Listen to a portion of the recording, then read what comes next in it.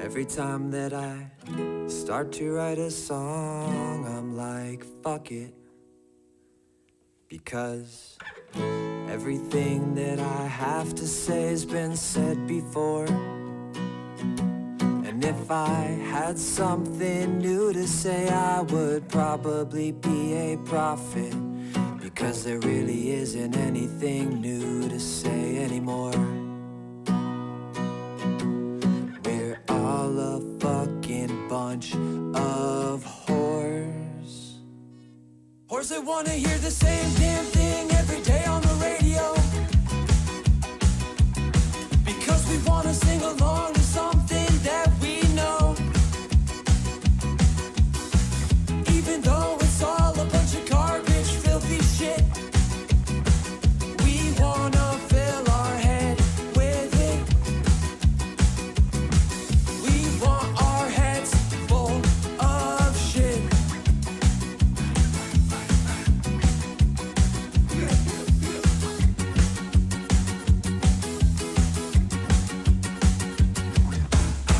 What happened to the righteous man?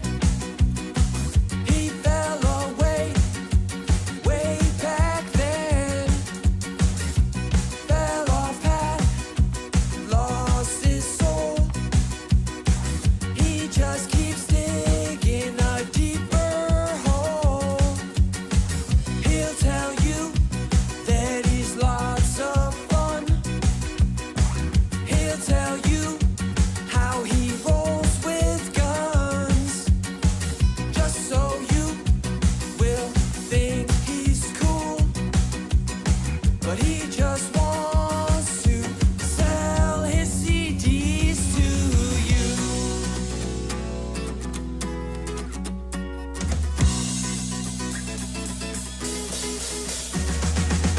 Stop supporting these mindless tricks. They just want your money, they want you on their dicks. They don't write no new lyrics, cause they know that you fall a line. We buy their clothes and we buy their kicks. We buy their house and we buy their whips. But it's the same dumb played out music. We all need to expand our minds. With like, I don't know, experimental jazz or math metal. Not this shit, it's the same shit.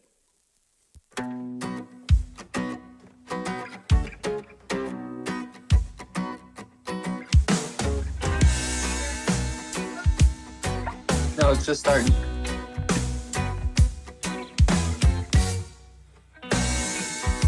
They sell more shit. We buy more shit. They sell more shit. We put up with it like every day. Welcome to the Streamin' with Keegan interviews with your host, Keegan. Hey guys, and welcome to Streamin' with Keegan. I'm your host Keegan, and we have got a new guest with us today, Capbobs. Say hello. Hello, hello. How's it going, Keegan? I thought I did I hear your wife over there earlier? Yeah, she just woke up from a nap. Hey, Yeah. no worries. It's cool. Finally, good to finally have you on the show. I know that it's been a while, but I know it was having a hard time to find a date that worked, but I'm glad we finally got to do this interview. Looking forward to this. Yeah, I appreciate you working with me to reschedule it too. Yeah, absolutely. No. Once I've decided I want to interview someone, I'm very stubborn. I don't want to. Yeah. Yeah, looks like so far nobody's here yet, but that's fine. Let's get on with the first few questions. So, This is the newest iteration of my format where I've kind of gotten inspired by a lot of people, streamers who have done interviews in the past. A friend of mine, actually, James, in his show James Does What He Wants, interviewed me in a very special way where he played one of my songs and then we talked about it at the end, and I thought that was really cool. Because a majority of my interview is still just questions, which I think are important too. But I didn't really spend much time at all listening to people's music and then talking about the songs themselves. So I'm gonna do that. not as much as him, but I'm gonna have like a routine after each category where I want to listen to one song, then the next, then the like a total of 5 songs, assuming we can get through all these questions. And the questions cool. the questions all have different themes. The first batch of questions are just to get to know you. Then there are targeted questions specifically about the music. Then questions about marketing and stuff like that. And almost last, technical questions with gear and stuff. And then last, artist trivia, which is just fun, random, miscellaneous stuff I couldn't fit anywhere else. So, yeah, cool. Let's get started with the first question. All right. Looks like... Okay, well, I guess we could start with a simple introduction. That wasn't what I have written down, but I think that's a good idea. I haven't really actually tried these questions in practice. But let's start with that. Cool. Yeah. All right. So tell us a little bit about yourself. My name is Capbobs. My real name is Daniel, but it's Wait, kind of really? Oh my god, I I know, didn't right? know your real name wasn't Capbobs. My parents didn't name me Capbobs, no. No. It's I'm sorry to interrupt, but for the longest time, I didn't really think much of it, but like if you tell me your name, regardless of how ridiculous it is, it's just how sometimes that's just how my brain's wired. I will just accept it without question. Your name is Capbobs? Right. Okay, your name is Capbobs. But then I talked to my mom about you. Oh, I'm interviewing someone named Capbobs. She was like, Capbobs? And I was just like, my brain clicked. I was like, oh, I never even considered how weird that name is. Oh.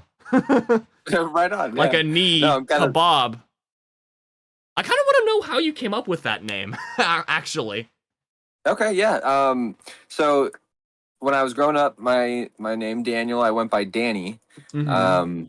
And when I moved to Florida, somebody misheard me and they didn't hear me say Dan. They just heard the knee part. And they had that same reaction. Your parents named you Knee, and so that nickname Knee stuck with me through middle school and high school. I see.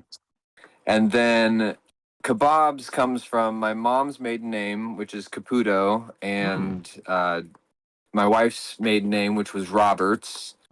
And so Cap and Bobs. And yeah, and then we just kind of slammed them together, and that's so interesting. It rolls off the tongue now. It's Capbobs. Yeah. I don't even think about saying it anymore. Capbobs. Yeah, no. Yeah. Okay, so it's not like a kebab of knees or something. No, right? Yeah. But it can be whatever you want it to be. Yeah. I was wondering. Okay, thanks for clarifying.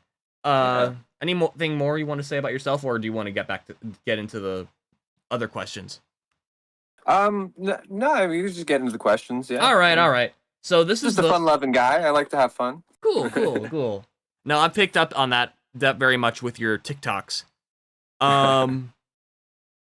Let's see. The first question here is more of a request. It's showing us. So this is kind of like a recycled question that I had from like the older times with my older formats, but it's like basically a request to see your oldest and newest tracks. So like your oldest track that you ever have recorded anywhere versus your newest.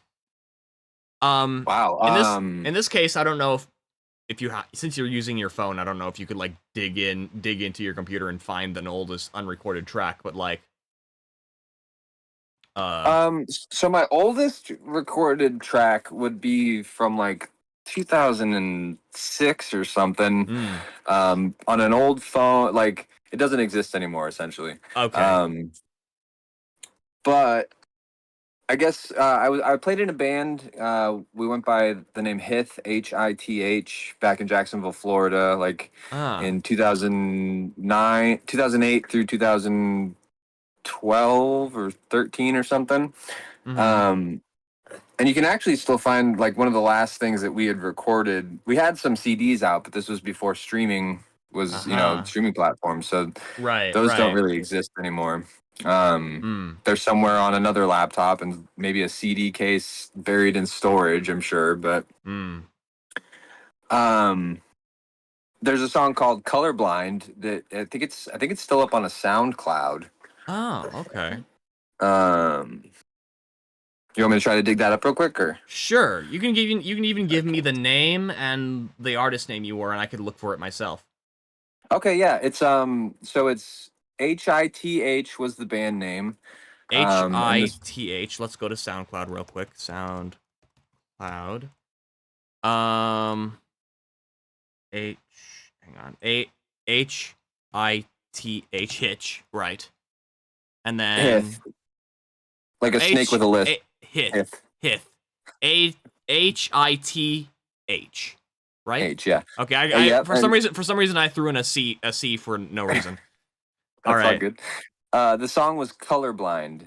COLOR space blind. Okay.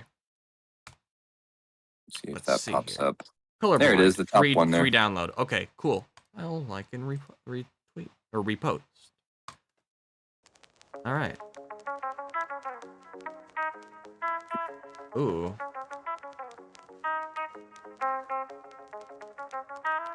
I like the string pattern.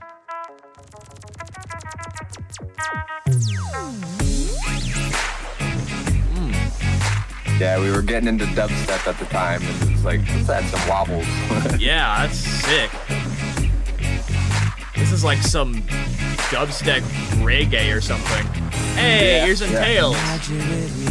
Welcome to the stream. Thanks for following me on Twitch. All see color differently. Yeah, this was a fun jam when we did it. Yeah, Maybe some other color to me. this is sick. Something that I have never seen.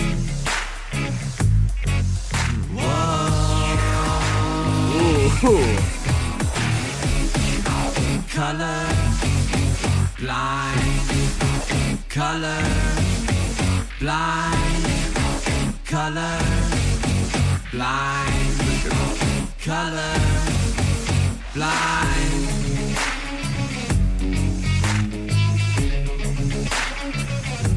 Yeah, I know, ears. Glad to have you on Twitch.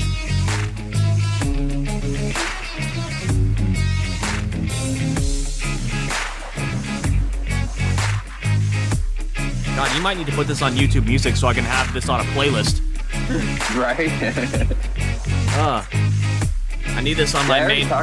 I need this on my main streaming platform. You see that Right. color and you I talked to the guys that I was in the band with like a year ago, and when I really started putting out music, and I was like, hey, if I were to repurpose some of the old hit songs, like you all can get plenty of credit for it, but they're cool with it, so I'll find a way to do it. Hell yeah. That'd be so sick. I put it on your charger because I had to charge mine too.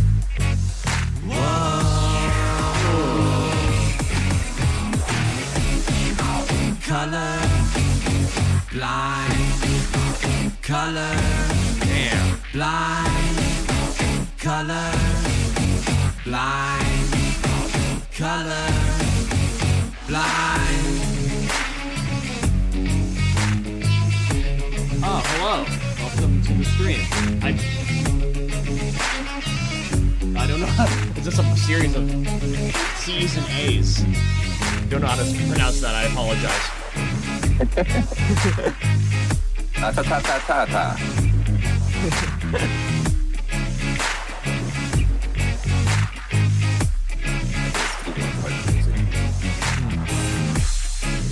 Too much for me to take. Oh, hi, Snare Maury. Everything would be a I new take it. strange I take it. They're a friend of yours. My mind would explode from sensory overload.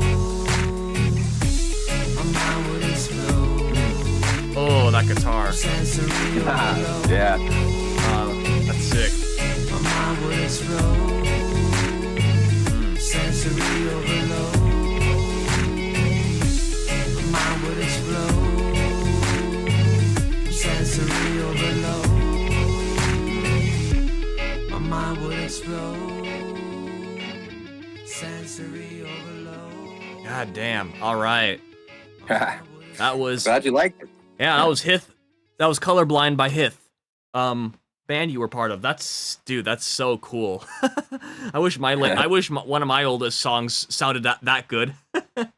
That was like I think that was like our third album that we were working on when the band kind of dissolved. Right. The first album, yeah, it was a garage. It was very much not that produced.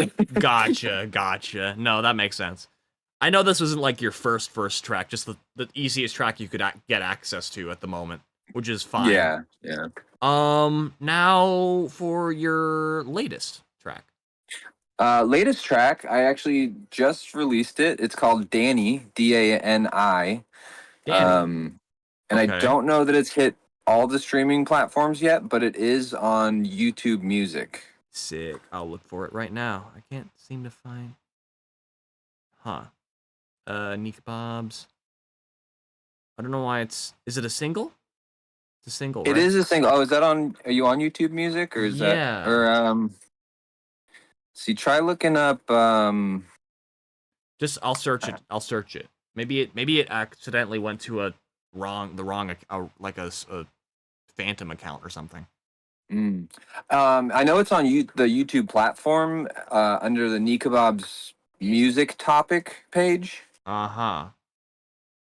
Okay. Interesting. So what did you say it was called? Dani, Dani. Dani. All right, there it is. No, I remember seeing that. I remember seeing this. Is this, or did I just skip over it? It's your cover. I don't know why I didn't see it. Well. Oh, it's like the latest. Yeah. Yeah, I don't know why why I couldn't find it. Anyway, let's get it. Let's go. Yeah.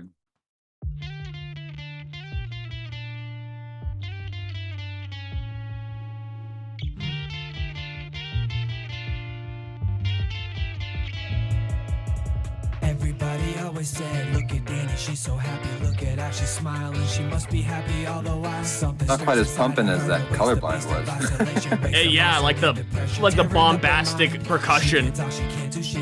Yeah. All the same. Save into a playlist. Stranger than any fucking twisted movie. No wonder from time to time she feels like an actor. She needs that pain to remind herself that life was real. A factual, physical world that everybody hates. And she lives in the worst of it, the United States, where every person prays to God for fame and fortune. You're not shit if you don't have a fortune, because everything's material. Judgment lies on possessions, one nation under currency. But spoiled little brats who say gimme, gimme, gimme. This physical world is so pointless to her. Makes her mad, it makes her so mad. Relationships and human interaction makes her sad, it makes her so sad. This physical world is so pointless to her. It makes her mad, it makes her so mad. Relationships and human interaction makes her sad, it makes her so sad. So fuck this place, it makes her sick, it makes her wish that she was never born at all. To have a conscience just to say, fuck it all. If good times weigh the bad times out, it'd all be worth it. But that's false, too bad if she believes it, she'd be lying to herself.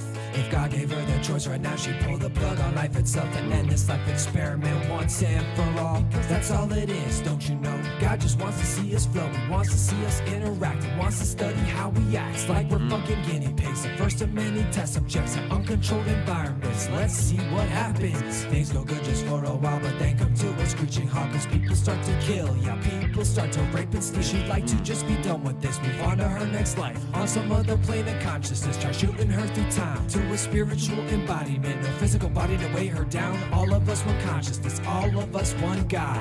This physical world is so pointless to her.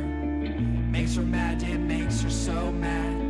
Relationships and human interaction makes her sad, it makes her so sad. This physical world is so pointless to her. It makes her mad, it makes her so mad. Relationships and human interaction makes her sad, it makes her so sad.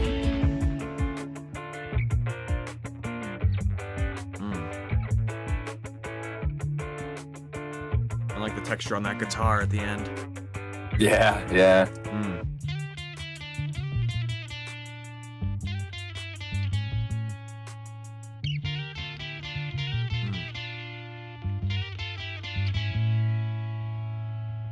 All right, that was Danny by Capbobs. Wow. Tell me a little bit about that song. I mean, I picked up a little bit of the message in the song already. Is there a Danny? Is this a real person, or is it based in or inspired on somebody? So yeah, actually, I used to sing that song in the first person. I wrote that song like in my early 20s.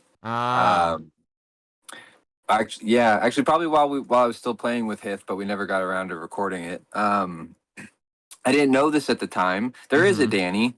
I didn't know this at the time. I hadn't done therapy yet until like 2 years ago, and I found out that I'm somewhere on the dissociative identity disorder spectrum. You made a song about DID before. I didn't realize. Yeah, cool. Yeah, Cool. So I repurposed the song. There is a personality named Danny, and so now I sing it in the third person instead of the first. But I see. Kind of flows better too, I found it, but fascinating. That's awesome. By the way, hi Rex Khan. Welcome to the stream. Cool. That's awesome. Let's see here. What was the next question I've got here? Oh, yeah. This is a bit more of a formulaic question. Okay. When did you know you wanted to make music?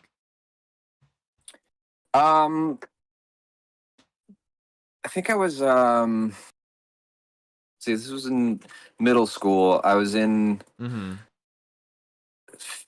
or 6th grade, and I started a little band with some of the friends I had. I was playing bass at the time, but we were trying to write original music, and that kind of inspired it. And then when I moved to Florida when I was 13, I translated bass guitar onto a little classical guitar that we had at the house and started writing songs. And kind of like 14 or 15, I was like, okay, I want to actually do something with it, and had the band going, and we played shows, and cool. That's sick. All right, nice. Let's see. This is an unprompted question. This is something that I'm genuinely curious about. I know you've been in bands because you said so. But like, do you play all the instruments yourself in your new Capbobs persona? I do. But as most of the only 3 tracks that I didn't are this one that you're playing now, Empty Box. Everything I Have to Say, I think you played at the beginning of this stream. And Buzzy. Those 3 we recorded at the church studio in Tulsa, Oklahoma. And I had a studio drummer do the live drum tracks, gotcha. Which was awesome. I don't actually play drums, but I do like all the beat programming, and I'll play bass and guitar and do the vocals and whatever extra piano or something that goes into it. Cool. Nice. Do you ever like use a DAW or like produce, or is it just someone else do that in the studio? Like what's that look like? What's a DAW? Okay. Sorry, it's all right. Digital audio workstation. Like think FL Studio or Ableton.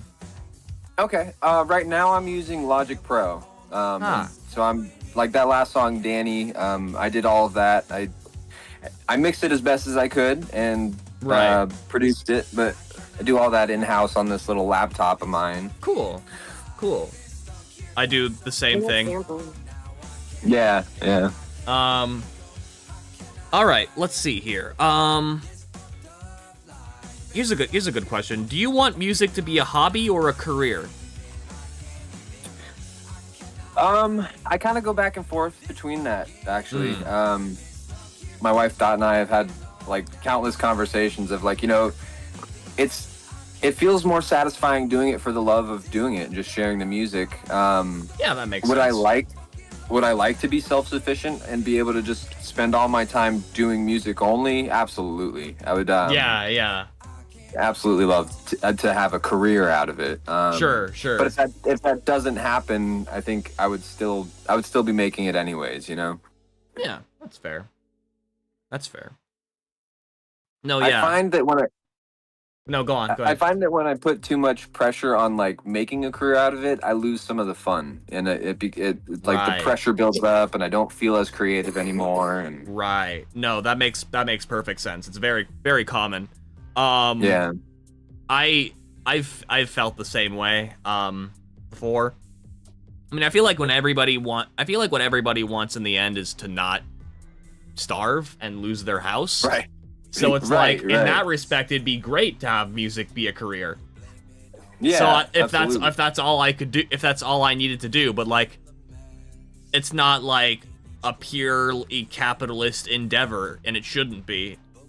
right. I feel like capitalism is very antithetical to art and artistic Yeah. expression. Absolutely. Yeah. Yeah. But that was a good answer. I think that was cool. Let's see. Who are your inspirations? There's kind of a lot of them. Growing up, I listened to a lot of Sublime. And then I got into the band Streetlight Manifesto. Okay. They're like a ska punk band. Cool. I've heard of Sublime. Obviously, I've not heard of the other one. Streetlight Manifesto. They're pretty awesome. Full ska with the horns set up and. Nice. Have you heard of Real Big Fish? I have, yeah. I never Yeah. really got too into them, but yeah, I enjoy some of their songs. Hey, thank you for following me, Dot. Hi. Appreciate it. I don't know if you heard her. She said you're welcome. She's over there. Yeah, I heard something. I wasn't sure, but yeah. Cool. Sorry, what were you saying? Oh no, I've got some I like some hip hop inspiration too. I know he's kind of a hot subject sometimes, but I listen to a lot of Eminem, his first 2 albums when he first came out. Right. Sure.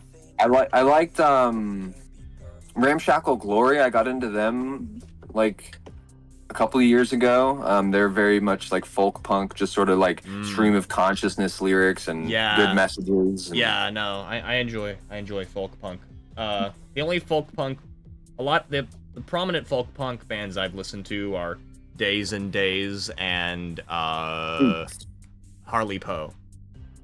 Days and Days. Yeah. Oh, Harley Poe. Yeah, I liked Harley Poe. Yeah. Yeah. I like that song "I Am the Man." I tried to learn that one as a cover, but Oh, that's You didn't cool. try. That's You cool. played it a bajillion times. Nice. Do you have any recordings? no. Well, actually, there might be. I think it got copyright claimed on YouTube. I posted it to YouTube and. Lame. Yeah. I feel like TikTok is a lot more chill about that stuff. Yeah. I hope they don't ban it in America. They've been trying to repeatedly. I saw I enjoy it because I understand how to edit videos on it. So like I don't really understand how to edit on YouTube yet, but if they do ban it, I guess I'll have to learn. I'm the opposite. I'm guessing you use like CapCut or something, right? Or like just No, I don't use CapCut. I just use their general video. Gotcha. That makes sense. Yeah. I mean, I started as a YouTube video editor, so I'll use like an overkill program like Premiere Pro to edit a TikTok. It's really funny. Nice. Yeah. But yeah. Let's see. Where was I? Oh yeah. How did you? I mean, aside from me, I guess this is a general question. I usually ask people who are more entrenched in music communities, but I guess I don't know much about the other musicians you surround yourself with. How did you come to find a community of other musicians? I go around to some open mics. We tried to go to open mics wherever we were traveling these last couple years. Right. I've seen your TikToks with your open mics with you and your guitar. Yeah. And so that's usually a pretty good place. When you find a good one, there's a really great one here in town that we try to make every Monday night. Cool. but that's kind of a good place. The band I was in, that just kind of happened because me and the drummer were in the same photography class together, and he had heard. I brought in a guitar one day to like take pictures for somebody, and then I started playing some songs, and he was like, "Oh, let's start a band." So, Oh, sick! It was as simple as that. Yeah. That's sick. Yeah, That was like how your first band started. yeah. Cool. That's awesome.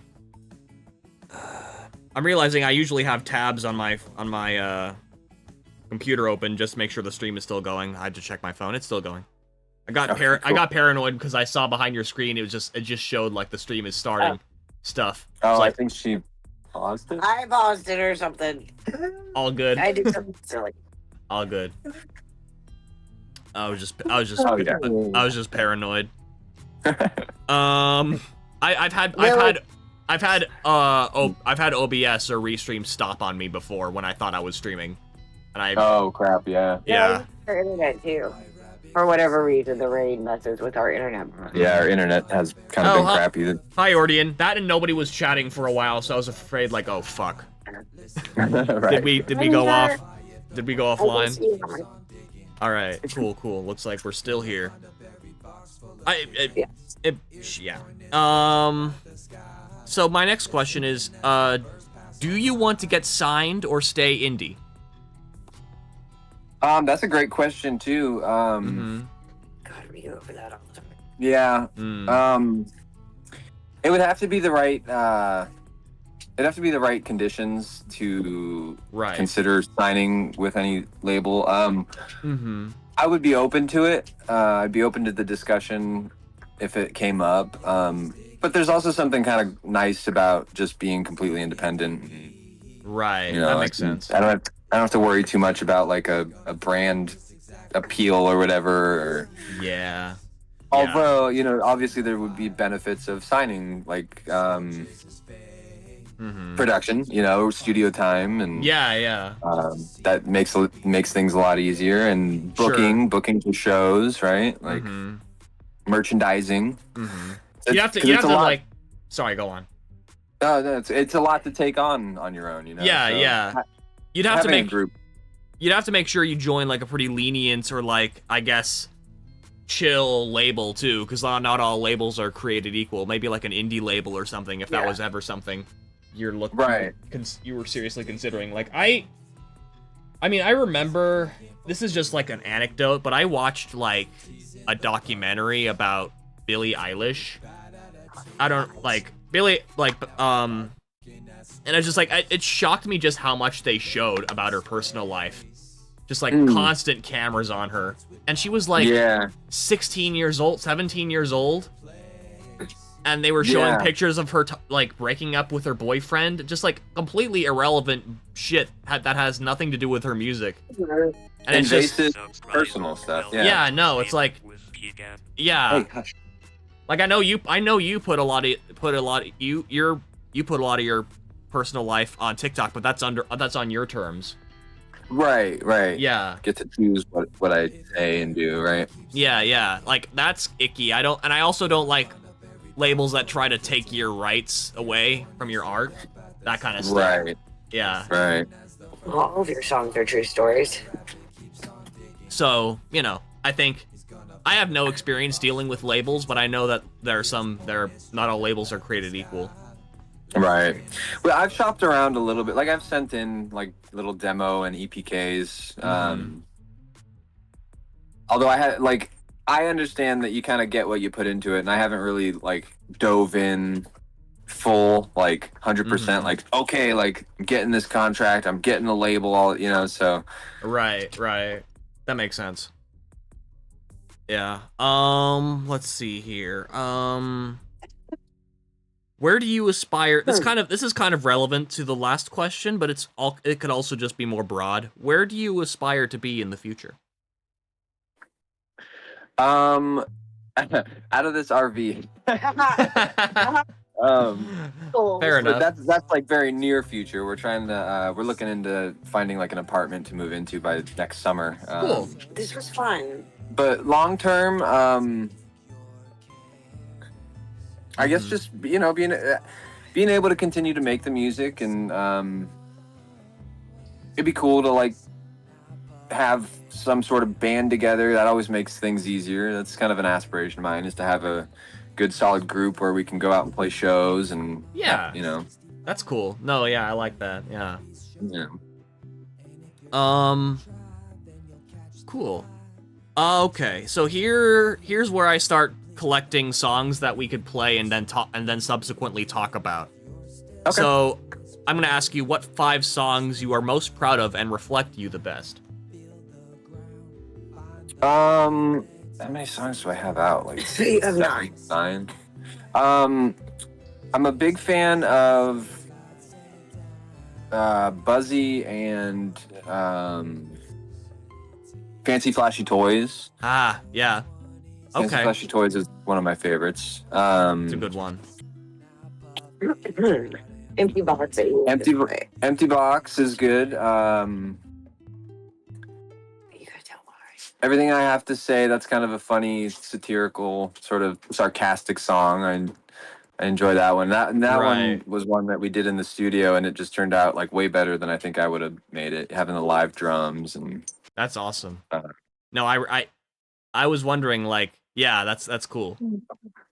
And then was that 4? So Everything I Have to Say, Buzzy, Fancy Flashy Toys. What else did you say? Empty Box, was it? Empty Box on my left. Okay, so that's 1, 2, 3, 4. Okay. You have a 5th? I like Cock-a-Doodle-Doo because it's a funny backstory, and Yeah, this is one of the first songs I heard from you, actually, I think. yeah, it's a fun one to talk about. Cool. You monster. All right, let's start with. Do you have any particular preference on which song we start with? No. All right, let's Dealer's start. choice. Let's do Fancy Flashy Toys since that was next on the playlist anyway. Cool. Yeah. Play. Oh, that's the wrong one. Hush, Chili. With a few small precious moments, we trade happiness for things, and we run our bodies ragged for what tomorrow brings. But tomorrow never comes, and we're stuck wishing on a dream, missing all the beauty like the songbirds as they sing, 'cause they sing songs for sunshine and songs for air. They don't give a good goddamn for what we humans call despair, 'cause they're too busy flying free, trying not to unalive, while we humans crawl around in dirt just trying to survive. And I'm so goddamn fucking tired all the time from all the noise, chasing dollar signs and new designs and fancy flashy toys. I wanna scream into the void that I'm a mess and I'm depressed, but if no one's there to hear me, did I waste my only breath? We work in jobs that make us sick, but insurance covers it. We put our lives in a decline for more company profit. We line right up for slavery and sell our souls for greed, 'cause they tell us we're supposed to, and they say it's what we need. You can't package up my soul and stamp a smile on the box, while I work myself to death and drag my feet in dirty socks. I can choose between a scrap of food or gas inside my car, or I could just go hungry for new strings on this guitar. And I'm so goddamn fucking tired all the time from all the noise, chasing dollar signs and new designs and fancy flashy toys. I wanna scream into the void that I'm a mess and I'm depressed, but if no one's there to hear me, did I waste my only breath? I don't know why we feel the need to work our fingers to the bone to post another status that we're sitting on a throne. Why can't we just be happy knowing what we've always known? Can't take money with us when we die alone. Then it's you and God recounting all those precious moments lost, stacking dollar bills in pockets of a man you call your boss. So toss your coins in wishing wells, take back your moments lost. Tell your kids they shouldn't squander it when life is the real cost. And I'm so goddamn fucking fed up all the time, being stripped of all the joys, distracted by the latest trends and fancy flashy toys. I wanna scream into the void that I am happy and alive. If I have to crawl in dirt for now, I know that I'll survive. Boom, boom, boom, boom, To boom, sing boom. songs of Songs of sunshine, sunshine, songs of air, songs of air, songs of freedom. We can take back if we dare. We'll sing songs of songs of sunshine, sunshine, songs of air, songs of air, songs of songs of freedom. We'll freedom. sing We'll sing songs songs because we because we care. All right, that was Fancy Flashy Toys. That was sick. And tell them about in the picture, it's our house. Yeah, no, so it's that's your RV and your Our RV and our Jeep, yeah. Cool, Yeah. cool. And rest in peace, that trailer. It got stolen in Jacksonville, Florida last year. Oh wow, that's sad. Oh, I heard Dot singing through the whole thing. Oh. It was great. It was fine. It was fine. It added to the experience. It's cool.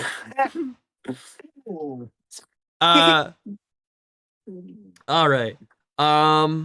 So tell me a little bit more about that song, both the message as well as how you created it. So that song, we were in Pooler, Georgia, which is a little city outside of Savannah, Georgia. Mhm. We had moved there, or we tried to move there. Was that last year? It yes. was last year. And we were working at an Amazon overstock warehouse facility. Uh-huh. So it was like where they would bring all their extra material and then they would ship it from and to the distribution facilities. Right. So we were working there for a few months, Mm-hmm. and taking the overnight shifts, and felt like we were never really leaving there. And then October came and we got sick as dogs, whatever flu was going around last year. Damn. And we had to call out, like we had to miss work, and I was all loaded up on cough medicine, and I just started writing the song. Like, so the song, the lyrics, the message of it really is kind of about working at Amazon. I see. That interesting. I didn't realize it was that specific. I thought it was just generally about capitalism also, and anti-capitalist stuff. That Which I too, guess is yeah, yeah. Which I definitely resonate with. Definitely agree with. So I started kind of writing. I think I wrote the chorus to it. Mm-hmm. I was pretty messed up on cough syrup, like, because we were just trying to kill the flu. And Right. I had kind of fallen asleep, and I was jotting down, like, I was in and out of like deep sleep, and had my notebook next to the bed. I kept jotting down, like, and then the lyrics just kind of flew out. God, so fucking tired all the time. yeah, right, exactly. And then I fell asleep, right? And I had this like fever dream. Oh wow. I was on okay, and this gets kind of weird. It's a dream. Okay, but I was on like this. I was on this alien spaceship, and there's this humanoid figure like came up to me and was like, "Hey, you're done with the song. What are you waiting for?" And so like I woke up at like midnight or something. I came out here. I just opened up Logic. I recorded the guitar parts and just recorded the lyrics. And the next morning, Dot woke up and I was like, "Hey, I released a song." No, you woke me Oh, up I at woke up, like like, 3 a.m. 3 It was like, hey, I just released the song. I was like, yeah, It was like, what song? yeah, right. You just needed a motivation from an extraterrestrial in your dream, apparently. Yeah, they came right into my dream and said, "Go, you got it. Just do it." That All would right. be that would be an interesting concept for a song. Mm-hmm. An alien came into me in a dream and told me to release a song. I think that's pretty cool. Yeah. Yeah, for sure. I'm realizing I really should have went to the bathroom before starting this interview. Man. You don't mind if I just stall for a little bit? We'll do a brief intermission. I'll play a song of yours. I'll play White Rabbit, and it'll go down from there. I'll be right back. I promise. All right, brother. Cool. Or White Rabbit.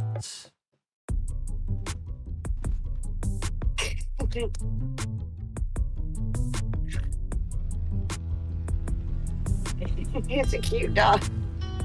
Poor Dylan. What? Stop. Oh.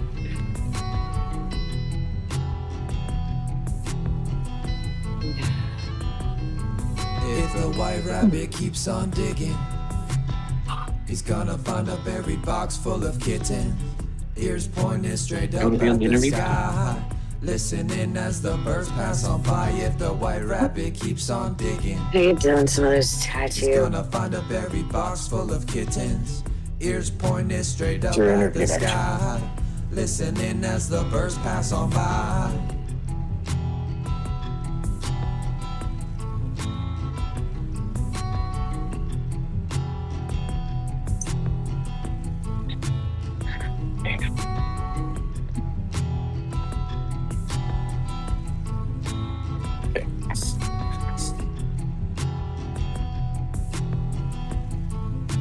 Hey, our son messaged me on his own. Didn't? He's digging through weeds. If he keeps it up, he's gonna find just exactly what it is he needs. But he jumps in a fire. He scorches his face. He's picking fights with dogs just to see if he can beat them in the race.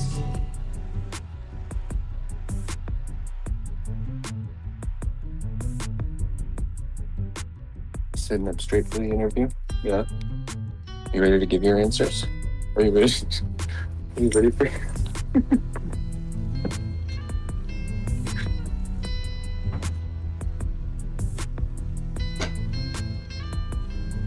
Is he digging for warmth?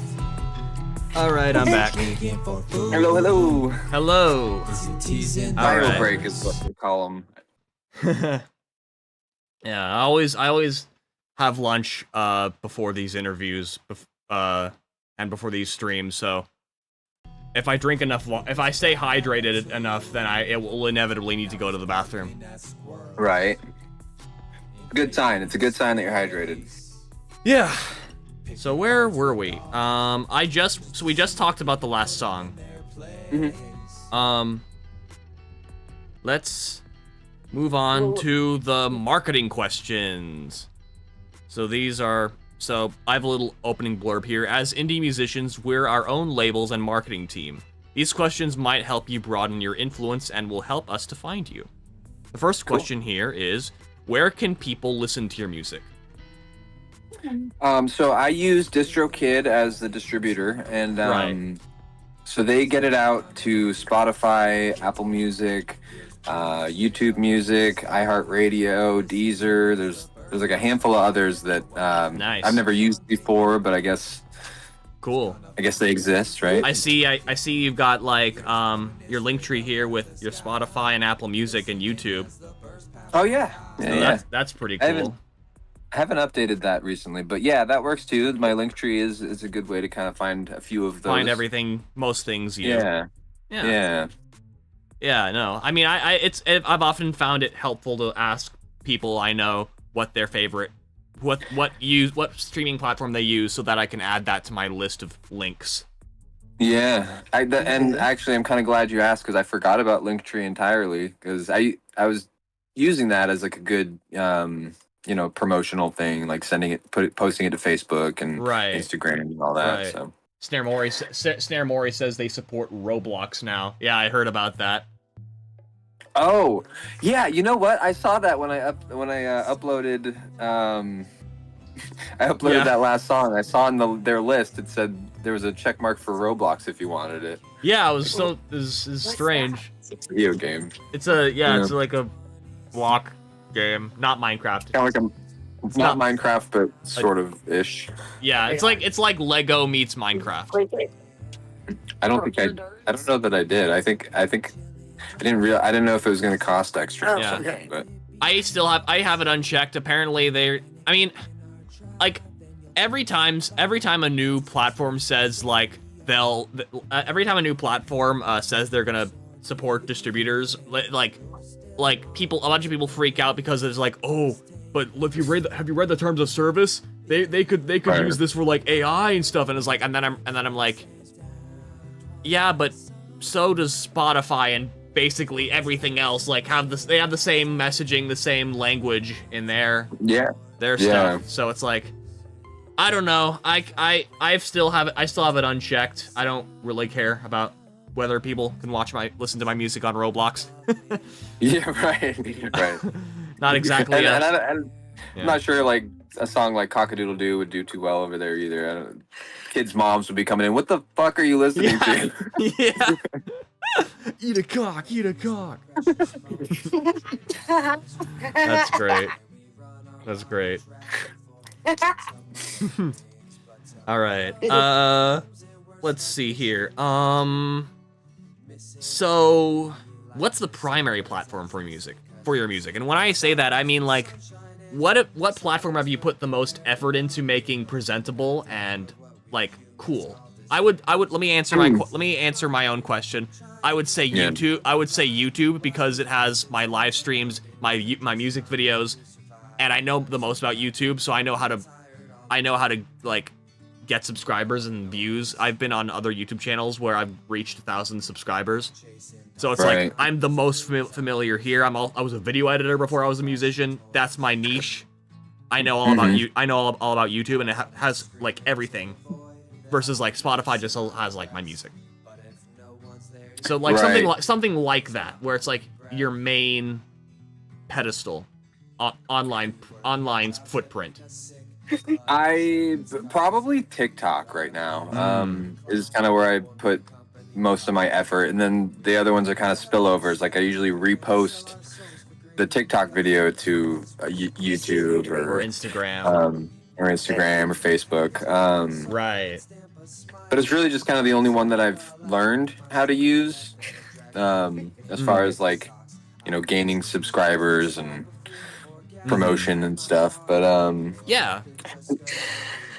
I'm kind of new to all of it though. Like I wasn't really on Instagram before we started releasing music as Capbobs in 2022. So like I'm pretty green as far as it goes to for that marketing promotional, like where online presence. Right. So for me, it really ends up just kind of being like TikTok. I shit post like it's like, oh, this is a funny idea. I'll just make this video, right? Like, but I'm not really I haven't really tailored any one specifically like for specifically the music. Right. Cool. All right. That makes sense. No, I it makes sense that TikTok is your main one. You post a lot of TikTok content there. That's where I discovered you. Right. Yeah, I remember finding you over there too. And yeah, I have a decent presence on TikTok as well. Still not enough to put a link in my bio, which is annoying, but and bio work. I need to do a lot of work on like my creating a bio for any of my platforms. It's not just a series of pictures. Not just emojis, right? Like No, radical red. Listen to my music. Smiley face. Yeah. I've gotten pretty good at. I mean, it took me a while to get good at making bios, but eventually, once I like went from X to Threads to Blue Sky from Instagram, all that stuff. Eventually, I came up with like a decent, like, short and sweet description. Like, Yeah. I'm a musician, YouTuber, and streamer. I specialize in electronic music and music-related content. I'm on Spotify, YouTube, and more under the name Keegan Clark. Right says, on. Yeah. Says a lot in a few sentences. Yeah. To the point. To the point, exactly. And that's a lot. That's like a lot of social media will have like limited characters for bios. It's like very abridged, very quick, very snappy and to the point. I enjoy writing, and I have like a large vocabulary, so I will like write essays I need to keep myself succinct and direct, because I will use like in like just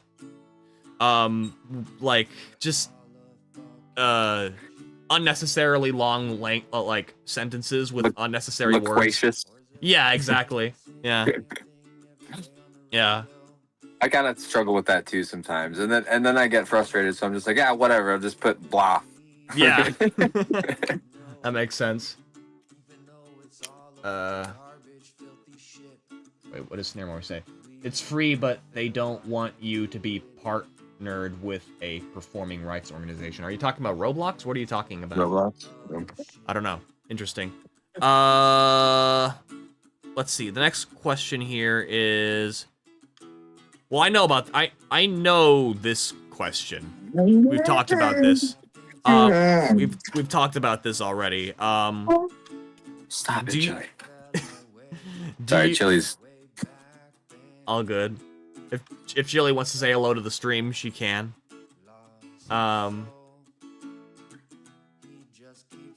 Hey, let's go. We've got a dog too, Golden Doodle. Yeah. His name is George. Nice. Yeah, Dogs are the best. they are. I'm more of a Oh cat. my goodness. I'm more of a cat person, but I like dogs. I like dogs fine. I don't like loud noises often. Oh, copy. I'm like, yeah. I was a cat. I was kind of a cat person most of my life growing up. I've got one of my cats on my arm there. Cool. Yeah, we have a cat and a dog. So let's see. This is the question. This is a question that I obviously know the answer to, but for anyone who just joined, do you perform live or ever plan to in the future? I feel silly even asking this. I do. Yes, I do perform live, and I plan on like booking some more too. Like we know a few friends in town here that like also do music, and we've been meeting them at open mic nights. Right. Okay. And so as far as like having like a couple acts or performers that are kind of meld together, we could start lining up our own shows. And I see. Cool. So yeah, I do plan on doing quite a bit more performing. Nice. That's awesome. Let's see here. Where and how do you promote your music? Instagram, Facebook, TikTok, YouTube. I use all those platforms to promote. Cool. Not so much the text-based platforms. Not so much. No, I tried to use X for a little while, but again, I think we were talking earlier about all the bots and the spam and the phishing, and I kind of got frustrated with it. Yeah, no, it's a very fake algorithm over there. Yeah. Yeah. It sucks too, because it's like I keep moving away from X, and doing stuff on Blue Sky and Threads, mostly Blue Sky, but it's like it's so much more dead over there still. Whereas like X, I still post on X because I recognize it's lucrative still, and I just get so much more engagement on there, and it's just like, stop pulling me back. I don't know. Right. I don't know. Like I've got a lot of cool friends there. They have like this like mutual support group where they send in their tweets, and we all like and retweet each other's tweets to boost the algorithm. And it's like God, why can't I find people like that on want to do that on Blue Sky? I don't know. Right. Yeah. Maybe you gotta build it. Maybe I gotta build it. Yeah. Yeah. I have to still have to figure out more about Blue Sky. Yeah. All right. So pretty. Well, let's see. Pretty girl. This is a question. I guess this is a question that I already asked, so I'm not gonna dwell on it. Do you have or intend to have merch? Yes, actually.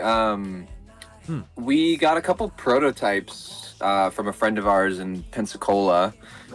Shout out to Vern. You have me hooked. She's a crocheter, but she also has a printing press, and so she does T-shirts and stickers.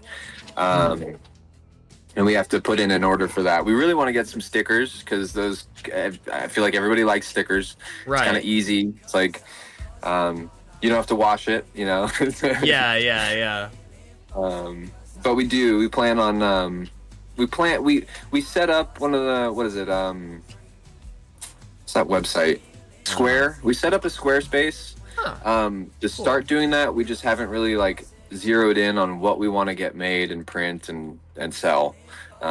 Right. That makes sense. But there's a cool rooster design that our friend Vern made. Cool. Is it the same cover? Is it same as the cover on the Cock-a-Doodle-Doo? No, actually. Yeah. Sorry, 1 second. All good? You gonna show it? Yes. Okay, cool. It's hanging on the left-hand side. In here. Yeah, I know. Here, I'll get it for you. You do your interview, and I'll get it. Watch out. That's a white straw. Yeah, sorry, didn't mean to walk away. All good. She made us some koozies with the design and one shirt to see if we liked it, and Nice. we definitely liked it. I've worn and washed it 1,000 times. Just gotta make us some more. Yeah. So this was the rooster design here. Anyway. Hey, that's sick. Wait, let me. It's like all And it glows in the dark. green. I don't know what I'm. It's hard to. I can't for some reason. It's hard for me to visualize right now. Oh, sorry. And I'm not sure. It's I can't see what he sees. Yeah. It's. Hold on. Is that the beak in the middle? Yeah. Yes, there you go. Yeah, it's an open mouth. Gotcha. Open mouth beak. The top is a little tuft of hair towards the left, or whatever the thing is on top of a rooster. I don't know. Cool. I don't know why. I just have. You know how when you look at an image and it takes a minute for you to process what you're looking at. That's kind of that's kind of what happened for me. Well, it's kind of like a negative space design too, like where. Yeah. Yeah. Cool. I like that. Let's see here. Let's see. Oh well, I guess we'll start with the next song now, because that's what I have next on the list. Okay. We'll do I guess we'll do everything that I have to say, even though I was literally playing that in the background. Well, Penny came up, and she's the picture on the album art, so. Fair enough. Yeah, no, it was destined to be. Yeah. Let's go. All right, everything that I have to say. Every time that I start to write a song, I'm like, fuck it. Why? Because Yeah. everything that I have to say has been said before. And if I had something new to say, I would probably be a prophet. Because there really isn't anything new to say anymore. We're all a fucking bunch of whores. Whores that wanna hear the same damn thing every day on the radio. Because we wanna sing along to something that we know. Even though it's all a bunch of garbage, filthy shit. We wanna fill our head with it. We want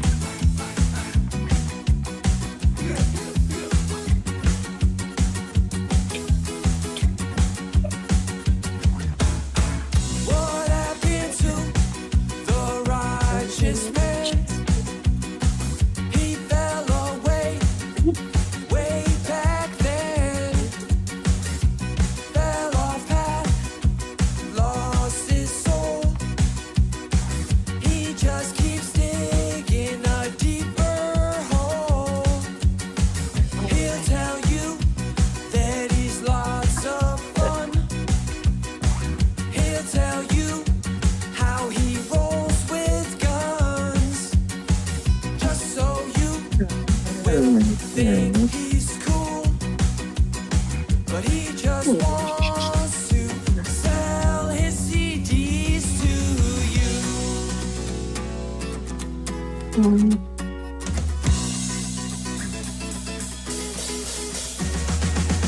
Supporting these mindless tricks, they just want your money, they want you on their dicks. They don't write no new lyrics, cause they know that you follow vine. We buy their clothes and we buy their kicks, we buy their house and we buy their whips. But it's the same dumb played out music. We all need to expand our minds with, like, I don't know, experimental jazz or I love this metal. break here. Not this shit, it's the same shit.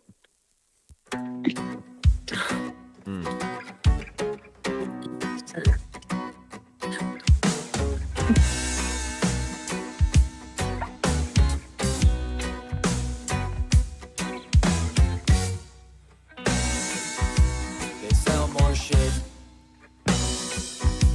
We buy more shit. They sell more shit. We put up with it like every day. All right, that was everything I have to say by Capbobs. So, if you'll indulge in a tangent of mine, real quick, this is one of the. So my mom is a folk musician. She plays guitar and makes original music. She also streams on Twitch at Tiffany TLC Music. But I've been lately working with her to produce her music, and because, like, you know, she plays guitar and all this stuff, but like she has never, I mean, she's never been in a studio before. She hasn't been in a recording studio before, and I'm the closest person to a professional audio engineer, mixer, producer in our house. So I was like, I could record and produce this for you. She wants to make an album, make a few singles. She has some music she wants to release that she's just been playing, but hasn't really professionally recorded. And I've been showing her this particular song of yours mainly because I'm a electronic music producer, and I use a digital audio workstation. I follow a strict BPM. I'm very much not a folk musician. I don't play any physical instruments. Gotcha. So learning how to work with her and be like, which is a very different style of music. It's like I'm used to like the rigidity of a fixed tempo, I guess. Sure. Yeah. Yeah. And it's something that I kind of needed to learn to, like, I guess, show her, because I was kind of coaching her in the wrong way, because I am like I said, a electronic music musician, so I'm used to working in this particular. I'm used to working with a fixed tempo. Sometimes change it up, but like, you know, I'm used to working in a DAW on a grid. Yeah. And so I've been showing her your stuff, specifically this song, because of the different tempo changes in it. Yeah, and the fact that it's not just like a double time. It's not just a double time. Like, I can hear different tempos, like specific. I think there's four different. Yeah. I think there's four different tempos we used. Yeah. And we had to split the song up like into sections. Like, okay, and we still used we still used a metronome for each part for the drum parts and stuff. But they had me, because this was at the church studio. Right. Really, really great audio engineer named Cade Roberts that helped us put those songs together. And so he just had me kind of do a scratch, like started off with a scratch track, play the song how you would play it, and then naturally, and then we'll chop it up and we'll break it into sections and find the tempo for him, right? Okay. Because we didn't double time it. It was just like what feels natural to you playing the song. Right. A question: Did you play it like organically without any metronome at first, or? Yes, no metronome at first. Yeah. And you just slowed and and adjusted the tempo in your mind. Yeah, that yeah. just fit the vibe. Yeah, no, like I know that's We went back and re-recorded like with the with a metronome. different yeah, okay, and you like kind of Yeah. like calculated the exact fixed BPM with based on the just the general vibe you were making, like the Yeah. rhythm you were working with. Yeah. That's cool. That's cool. That's kind of how, I mean, my mom, when she wrote her songs, like never used any metronomes, so it was like very much tempo, like the tempo changed a lot, and it was almost like an artistic expression, like the Sure. way, Yeah. and I know that's a lot more common in different genres, especially non-electronic music genres, to like emphasize Right. to like use tempo dips and rises to emphasize certain syllables in a song, you know? Right. Kind of Yeah. like how you did near the end, like like I don't know. There are certain moments where I kind of picked up on like slight, maybe I don't know, maybe like slight tempo dips and stuff just to like emphasize things. Yeah. Yeah. And I think learning myself that learning about that, but also like I guess going on that journey with her to learn more about folk music has kind of, you know, given me a new appreciation for it. I mean, I've listened to some folk music before because of my mom, like Joni Mitchell and that kind of thing. Yeah. But yeah, no. So for fancy flashy toys, I turned the metronome off, and I layered two guitar parts over each other. But just played it how I felt like singing it, I guess. Did you like? And that did you kinda sing? worked. Did you sing and play? Did you sing and play guitar at the same time? Because that's something that she struggles with. She's never, for the longest time, like just recently, she's learning how to like sing separately from the guitar. When I recorded it, no. When I did my scratch track, yes, I sang and played at the same time. Gotcha. Or what I've done, but yeah, singing without a guitar in my hand, I kind of I understand that, because sometimes like it just doesn't. I don't know. Your body's used to doing something, and now you're like you don't know what to do with your hands. So like all of your focus is on your voice and your breath, and sometimes it doesn't come out the way you want or the it. time, Right? yeah, or the timing. In my mom's case, the timing is off sometimes because it's like not. Yeah. It's not as like you're not as in tune with, because like I don't know. I've never played guitar. I don't play guitar, but I'm speaking from her experience. If she were here, Yeah, that makes sense. It makes sense to me. Yeah. Yeah. No, it's cool. I wanted to talk to you about this because my mom has actually been curious about your process as well. Yeah. Yeah. So, anyway, that's really cool that you're helping her record them. That's awesome. Yeah. Yeah. Now back to the song. Back to what you have to say. Everything that you have to say about everything I have to say. Right. So, you told me a little bit about how you created it. What's it about? This one is actually kind of about this was another one that I had written back in my 20s, early 20s, when I was playing with the band Hith. Right. I think we started to record it, but never got around to like finishing all the parts for it. But we were really heavily playing a lot of the like the Jacksonville Beach bars, and we oversaturated ourselves doing it, but we also got to play with a lot of bands. Some of them were really, really great, but then you also had a lot of people. I guess I kind of wrote the song for those guys. They're just trying to be cool.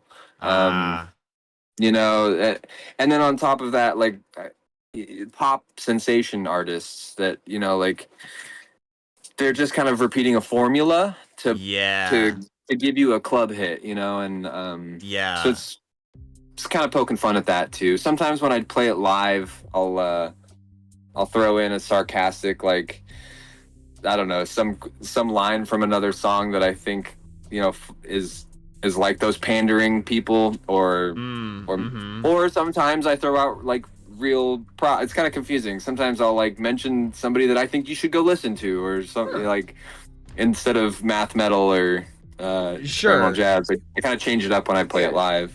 That's cool. No, I remember I heard that you said something slightly different. You weren't on a strict script when you, like, for example, on the acoustic version of the song, you said something slightly different in that break. So I knew, like, oh, okay, you're not on a strict script with that exact phraseology, those exact words. It changes depending on how I'm feeling that day that I play it. That's another cool benefit of playing live. Yeah, exactly. Yeah. Something I'm learning more and more to appreciate because I don't do that at all. Have you ever performed live? Like, do you have any No. Like, could you go up with like a backing track or something? Do you sing, or do you just produce? I mean, I sing. I do sing. I do my vocals, but I've never performed live. Not really, anyway. I don't know how to DJ mix stuff live. Okay. Or anything like that. I've always just been like working in my DAW on my computer with the comfort of a MIDI like dragging and dropping MIDI notes and stuff. I also kind of suck at, like, I have like a MIDI controller piano that I barely touch. I've been meaning to learn piano, but I keep procrastinating. So you're going in and like painting in each note. Basically, yeah. The only thing live I do is my voice. Gotcha. Have you heard of the band? I think it's 100 Gex. Yes, I love that band. Oh my god, yes. We saw them play a couple of years ago at holy shit at Bonnaroo, and it was the first time we'd ever seen them. Oh my god. But they had a really cool way that they performed live. You know, they had all the backing tracks just ready to play. Yeah, and they just like did some crazy shit with like their costumes and stuff. Yeah, no, I've never dude, that's crazy. They were awesome.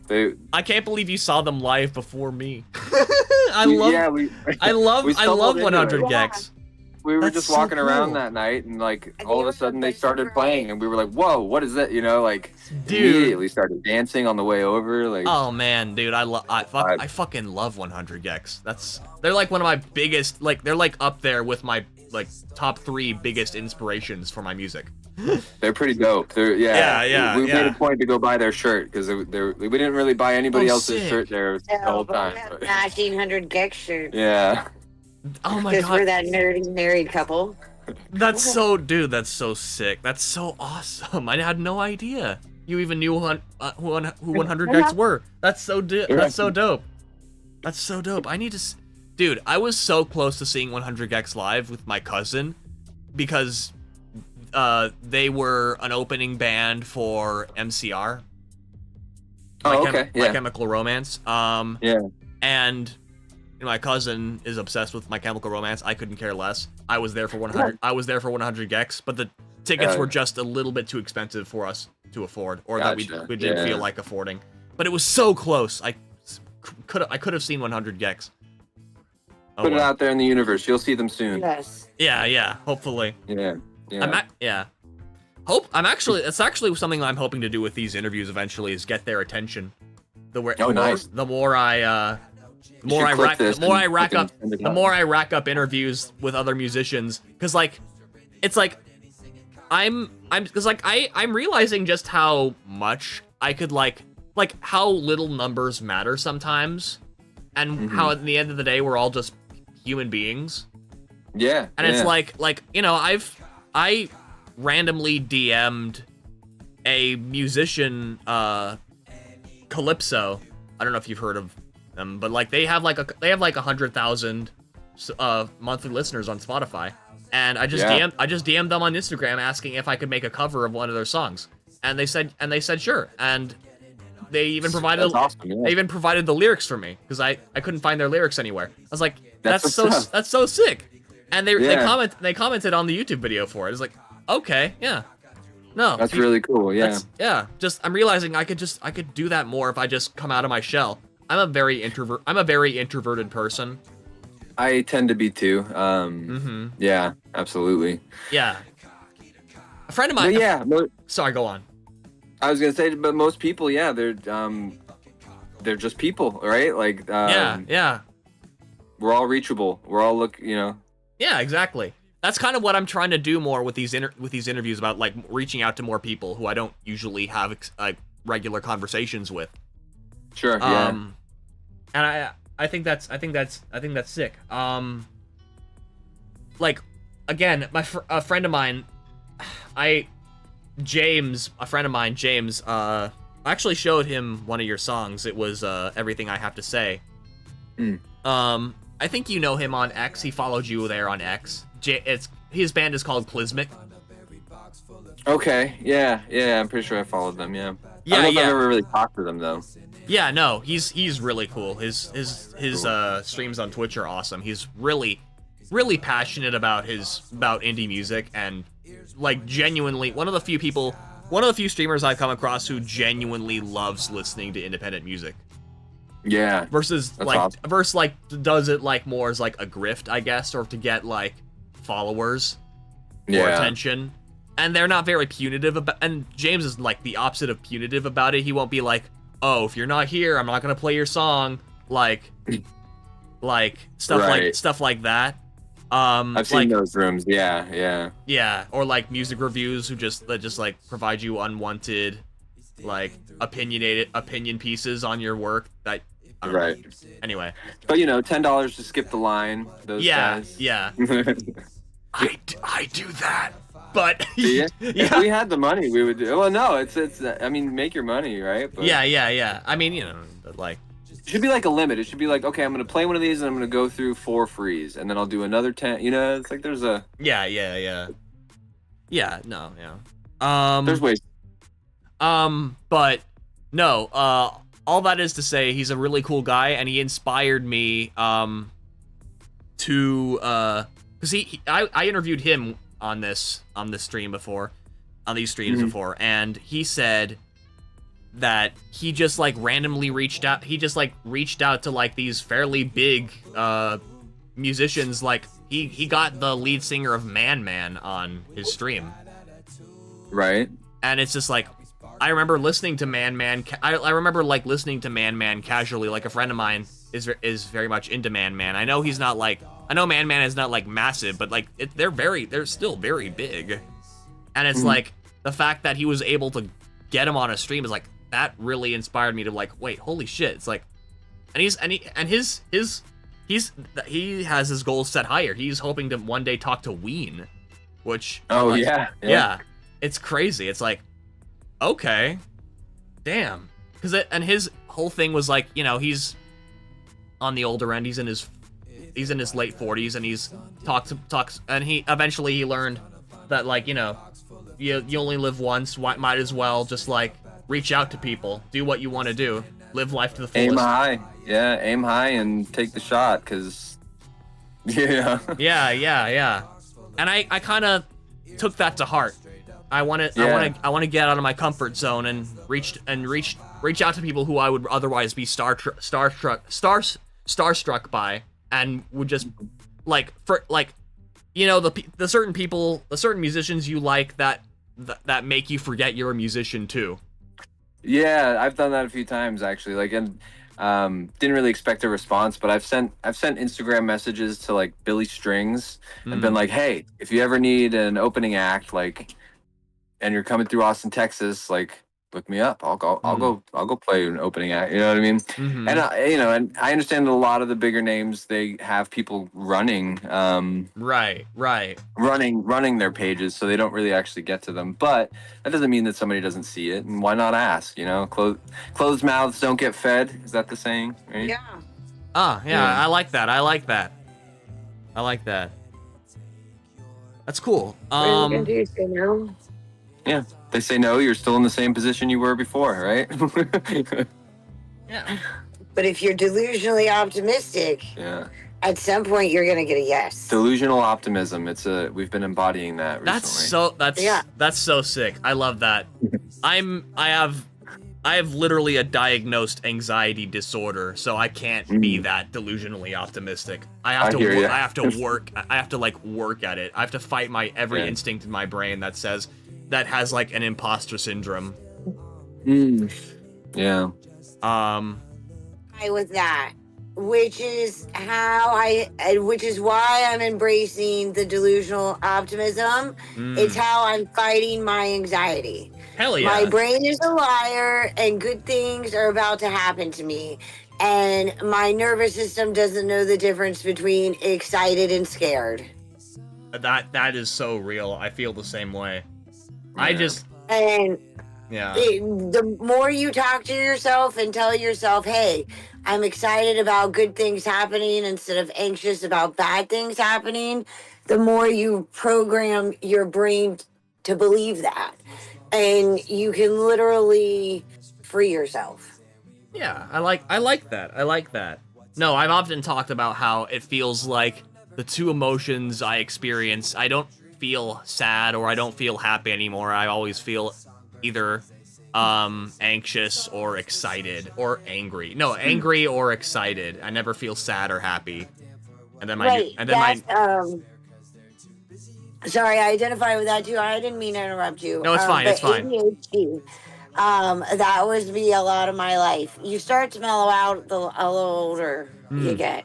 I hope But that it does take practice, and you get less angry too because you realize these fucking idiots just aren't worth it, and you're smarter than them. And one day you're gonna have 50 people tell you you're right in a row, and you're gonna be like, Sheldon, I know, and then you're gonna realize it doesn't matter that you're right, yeah.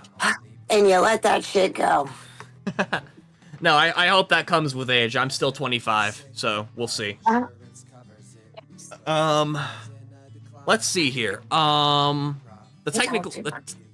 No, it's fine. It's fine. It's cool. Yeah. Every time we've done like a little interview, like we always end up talking. Yeah, no, I like how incorporated you are. I mean, obviously you're married, but like I love how incorporated you guys are in each other's lives. Like, it's partially probably because you're also in an RV, but it's like, you know, it's like She couldn't get away from me if she tried. She was right down the hall. yeah, and vice versa. Yeah, I like that. Can hear me breathing. Yeah, the first couple of years we were married, it was very interesting and a bit confusing. And then once we figured out that he fell under that DID umbrella, it made a lot more sense. And I think because of all of that, it makes our relationship so much stronger. When you're in a really good relationship, you're gonna have all these struggles and bumps, and it's the fighting for each other and the willing to do therapy and grow and change together is what really makes it stick for life. So find somebody that's willing to grow with you and that's willing to like love the most horrifying version of you, because you need to heal from that, and you need somebody that's going to love you through it. And we all have that side of us. Yeah, I like that. I like that. Some of them are more mild than others, but and I feel very lucky every day that I get to be his wife. Sweet, that's sweet. I need to get into the. Yeah. I've been neglecting the dating scene for a while. I've been focusing on my work. Mostly That's from okay too, then. mostly because of a previous relationship and how that ended, but I'm not going to get into that. I think I understand. Yeah. No, indulge in yourself right now. Your Okay. brain's not even done developing yet. You don't need a woman to fuck that up for you right now. You do you. And when you're ready, you'll meet the right person. Just focus on being the best version of you right now. That is completely okay. I appreciate that. No, I'm still very much in the stage of figuring myself out. So that's definitely the case. Me too. I don't know if the relationship would have ended any differently if I would have felt any different. But it's just like I think I grew a lot. I think I grew a lot as a person in my first relationship, person only relationship. But anyway, this is an interview, not a therapy session. Okay. So the next question is, do you know music theory? Because we're in the technical questions. This is kind of a segue into the technical questions. I do know some basic music theory. Right, I right. took, but I'm really not. I don't really think about it very much as far as like songwriting or. Right. But I do know. I know how to read music. I don't necessarily understand like modes on a guitar. I don't really understand the circle of fifths necessarily, but I was told I Right. really need to learn that. No, yeah, I feel the same way. Yeah. Just all these But like all this jargon and terms. It's just like I know what I intuitively know, and I think that's enough. Yeah, At least that's what right. at least that's what I feel like most of the time. I'm not If I ever against feel like I'm not I'm- against learning new stuff, but it's like I don't Sure. like how people like to shove it down your throat. Yeah, if I ever feel like I'm hitting a wall with like, you know, where I don't want to write any more music or anything, maybe then I'll dive into it or something. You know, like but Yeah, for yeah. now, the muses hit me and I write songs and I like playing them, and so Yeah. I try not to think too much about the theory. It's because Yeah. music is something you're supposed to feel and Yeah. experience. It's not a math equation. Well, it is a math equation, but it doesn't have to be the main focus. Just right? like walking is a mathematical miracle, but we don't think about the mathematical equations, and you don't need to have like a major in physics to walk, you know? right? Yeah, I like that. yeah. But I also don't want to make a mockery of music theory. I think it's cool Not at all. to learn, but it's like, I don't know. I'm right with you. I'm with you Yeah. on that. Yeah. Yeah. So, I'm curious, what do you use? This is another question. What do you use to make music? I use this laptop with Logic Pro. Mm-hmm. An SM58. I've got a Scarlett interface, Focusrite. Ah. I found out recently that I think I blew out the first input because I wasn't supposed to be using phantom power, but I was, and I was using an SM57, and I looked it up recently because the input 2 was working fine. I was using an SM57 for a long time with a windscreen, so I could pick up like acoustic guitar. Right. I That's finally a went. guitar mic. Yeah. Right? Cool. Yeah, it's good for the guitar mic. And then a month ago I got a Stag 58, I guess it is, or it's comparable to the Shure 58. Cool. And an acoustic guitar. And Nice. Do you play any Acoustic more? electric. Do you play any more instruments, or is it just guitar? You play bass. I But do play like- bass. I just don't have one right now. I used to have a really nice acoustic electric bass that it didn't make it in the mental health therapy. It didn't make it didn't survive. You're sacrificed Yeah. to the mental health gods. I think it ended up in a fire. Not really proud of that, but I think I was kind of losing my mind before I did therapy, so I forgive Right. myself. That makes sense. That makes sense. Yeah. Well, that's cool. I like any stringed instrument, really. I enjoy playing. I can play some piano. I don't play drums. Technically also a stringed instrument. Say again? Technically also Singing? no, I was saying technically also a string instrument, the piano. The piano. Oh, right, Yeah, correct. yeah. Yes, Yeah, yeah. yes. But I you played don't. clarinet. Really? I've always wanted to learn trumpet, Mm, but haven't gotten around to it. yeah. Yeah, if you can. Woodwind and brass instruments, they're cool. Yeah. The one instrument I played, and it was like, it was when I was younger, is violin. Nice. Yeah.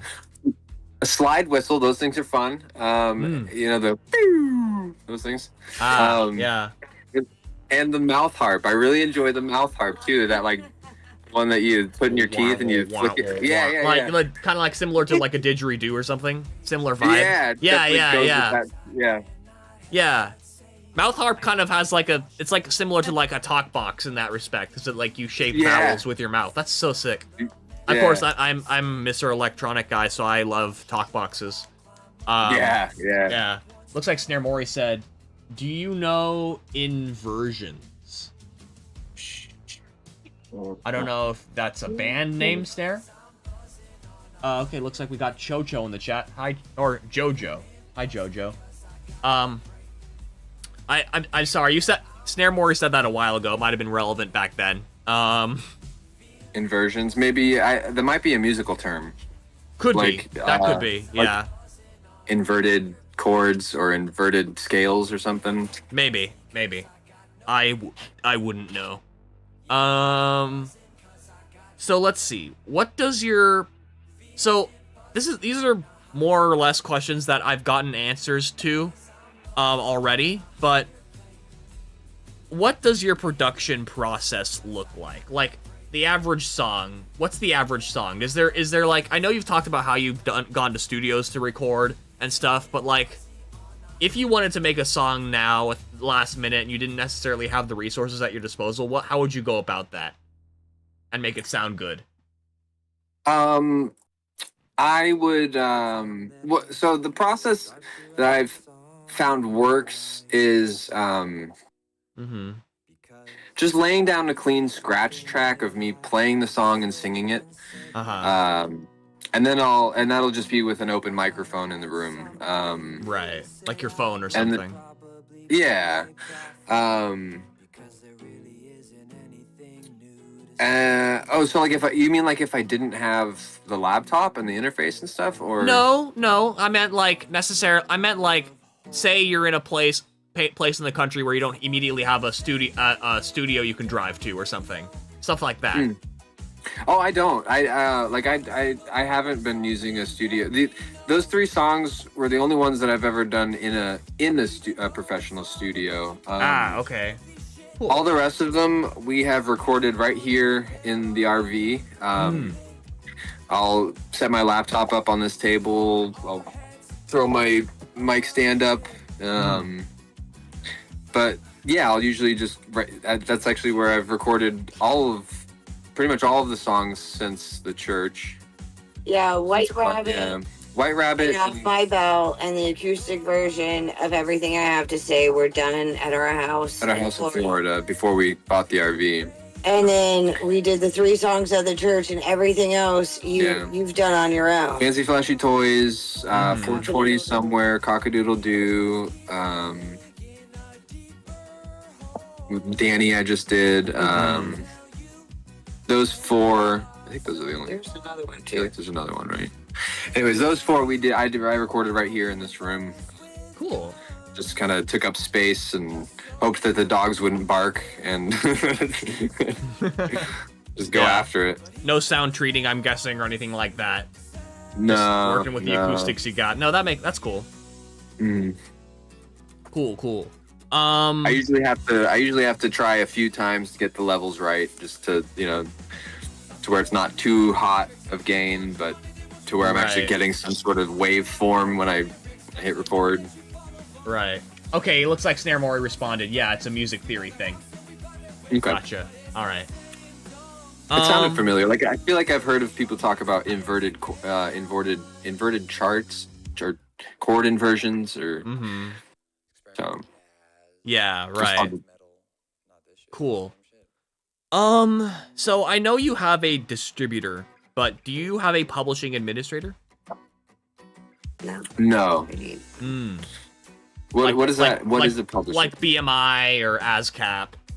Oh, I am registered under ASCAP. Okay, cool. I mean, I know you're a live performer. You're a live performer, and they help you get like royalties for live performance. Yes, I think they are also helping with the recording side too of it. Like I've seen a couple emails come in, and the residuals are pretty small. My streams aren't Micropayments. way up there, so they're pretty micro payments. But I think I got some sort of royalty for streaming through ASCAP as well. Cool. Or maybe it was when it was on the radio. There was a couple satellite radio stations that were playing the music, and maybe it came through that. I don't know. Yeah.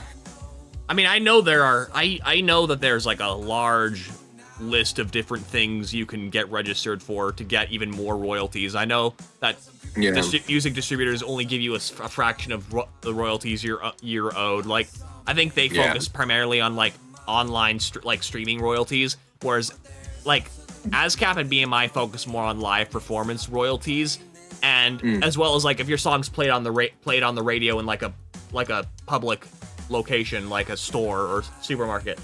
Right. You'll get royalties for that or something. I'm not the biggest expert, but it's like they cover a different sector of music, like royalty collection. Right. That makes sense. Yeah. I have a bunch of my songs on ASCAP. It's really hard to keep up with though, because it's not like my distributor and my ASCAP are linked. I have to like manually do it. I don't know. Yeah.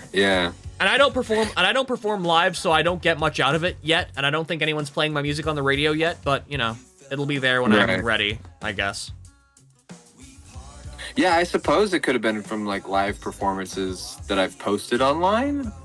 Maybe then. Yeah. Maybe. I mean, I think maybe as long as like if you posted online but then associated it with, you know how you could like associate songs like videos with like on TikTok, you could associate videos with like a song on TikTok and then just like mute the song and keep the video playing. Yeah. If you've done that maybe you would get performance or like you get streaming royalties for the TikTok. I don't know. Yeah. I don't know. A lot of micropayments. I think we've since 2022 using DistroKid. I think we've made $100 on like all the different wherever they come from. Cool. So, cool. Paid for one of the years of the subscription, right? Right. Nice. I made $25 in several months on DistroKid. I mean, I've had DistroKid for a long time. That's not all the money I made, but like recently. Yeah. That's cool. Recently, yeah. Kind of averaging like 10 to 20 every few months. Yeah. Have you heard the outrageous shit that Spotify is trying to pull? Apparently it's stuff that's already happened like in April, but apparently like songs that don't reach 1,000 views are demonetized. I did hear about that. Right. Yeah. I heard about that. They're like, you can't. You have to reach 1,000 streams within a year. Is it? Yeah. It's something like that. And but otherwise, like you don't get anything. Yeah. Anti-Spotify sentiment is rampant in the indie music community, and I don't blame them at all. I'm right there with them. I agree too. And I'm just trying to get the music out. Right? Do you have a band? Do you have a Bandcamp? I feel like you would really like Bandcamp. I don't think we do. No, somebody else was asking us about that earlier. Yeah, no, we don't have a Bandcamp. I haven't. Yeah. Maybe we might have signed up for it, but I didn't learn how to use it. It was for Knee Hudgens. Oh, before we renamed. Yeah. Right. I mean, I'm just saying that because I don't know. It feels like based on like the kind of the vibe of your music and all that stuff. It feels like you should have Bandcamp. That's just the vibe I get. I think you would really like it. I've started releasing music on Bandcamp. The one annoying thing is it's like SoundCloud in the sense that you have to do it manually. No distributor. Okay, right. You can't get a distributor to send your music there. You got to do it manually. Gotcha. But you can get like ISRC codes or IR the codes for your music onto Bandcamp. So like Bandcamp knows that your songs are here and here and here as well. Gotcha. Yeah. It's cool. And you can do like there's a section where you can like give like a credit section where you could write down how you created it, how like credit it. There's like detailed descriptions. It's nice. Cool. It's cool. I mean, it's labor intensive. It's hard work to set up. Well, not hard work, but it takes time. It takes a lot of labor. Yeah. It takes a lot of labor of love to set up and perfect. Sounds like you. Gotcha. Yeah. And why I said fuck this. I think Dot started to set it up, but gave up. I think maybe ADHD. No, that makes sense. I'm gonna try to get diagnosed for ADHD because I have a lot of executive dysfunction myself. Yeah. It's really common. It's really pretty common. That is okay. When you have that, just give into it. Let it go and say, fuck this day. The universe has another plan. You don't got to understand it. Just be like, all right, I'm going to feel better in a little bit. And you do, and then you get shit done. But Or body double, find a friend to talk on the phone while you do things. Yeah, no. I mean, I one of the things I love to do is like I love making content out of basically everything. It helps me motivate myself to do stuff, which is why I live stream a lot. Right on, yeah. Yeah. Also, fold one shirt. Start with one. Yeah. Yeah. You have to. Yeah. I only need to fold one shirt today. I fold. The thing is, I fold shirts, but I hate. They suck. I suck at folding. That's okay. It's also okay to wad them and then use an iron or a dryer later to get the wrinkles out. Yeah. Just get them in the drawer. I've never touched. You got this. I've never touched an iron in my life. I think I've maybe used one like twice. You can take a clean shirt and get it damp and throw it in the dryer, and it'll de-wrinkle your clothes. Yeah. I usually don't care if my clothes are wrinkled, unless I'm wearing like a dress shirt or something, or I'm going to a formal occasion. And usually I just hang those up and be like, okay, I'm gonna leave that here. I'm not gonna touch it ever until I need it, because I don't trust myself with it. I forgot. Boys. Boys don't. Yeah. I've been pretty wrinkly before. That's great. Right. Yeah. Y'all are very lovable. So let's see here. Did we do the fourth song? Or hold on. No, wait. No, we didn't. We didn't. There's still another question here. Okay. Then it's on to the fourth song. Awesome. What's something you feel needs improvement? My marketing, the promotional side of things. I have a hard time, like, selling myself, right? Like, I have a hard time being like, you should go listen to this. Like, kind of really nonchalant. Like, if somebody listens to it and they like it, I'm like, oh, that's cool, thanks, man. Like, not really. Yeah. So I need to be a little more, like, assertive, I suppose, with the marketing side of things. That's fair. Yeah. I mean, it's. I mean, for what it's worth, your TikToks have inspired me to listen to your music, and it's kind of partially because you weren't like assertive or anything. You were just kind of casual and like talking about your life, and like with oftentimes a song playing in the background. And I'm just like, oh, that's a cool song, and I casually go on YouTube Music and listen to it, and it's like, right on. And it's like, I almost do it because I'm not being told to, I guess, if that makes sense. I get that, yeah. Like, I don't like being told what to do, but right. But I understand. My soul. Anybody that's like, stop here, I'm like, fuck you, screw. You're not my real mom. That and the production side of things, I'm proud of what I've learned, as far as, because this is the first time I've actually since we bought this laptop at the end of 2021 and got Logic Pro for it, and so I've really only been diving into the production side of things since then. So I do know that I need some work with like the mix downs. I'm pretty good at getting clean tracks recorded. So I'm okay with that side of it, but it's more like the mixing and equalizing that I need to work on a little bit more. Yeah. Because I was testing that song Danny for a day yesterday. Like, you know, we also don't have like a real setup for studios, so like I don't have monitors that I can immediately listen to it. I don't really have the best headphones to listen to it, so I have to go out to the Jeep. I have to like bounce it, put it on my phone, go out to the Jeep, test it on this car stereo, test it on the camper stereo, and then come back inside and tweak something. But I don't know what I'm looking for to tweak, so I'm really just kind of like, okay, maybe I'll pull that down a little bit, and maybe that'll solve the issue. And I end up spending a lot of time trying to produce it.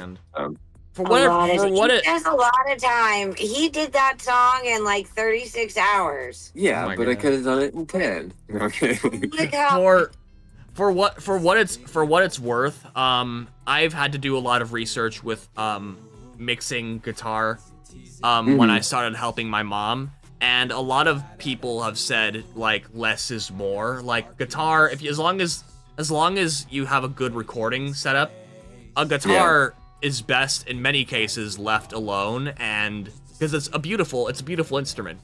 But and to the extent you want to change anything, it's like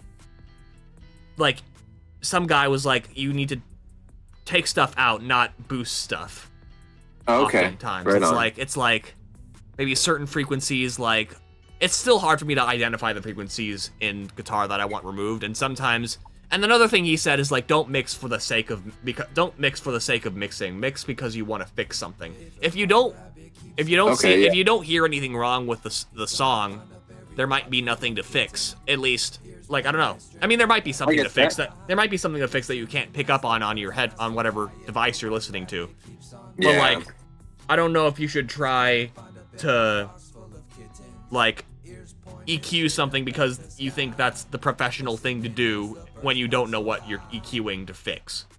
Copy that. Yeah, that makes sense. Yeah.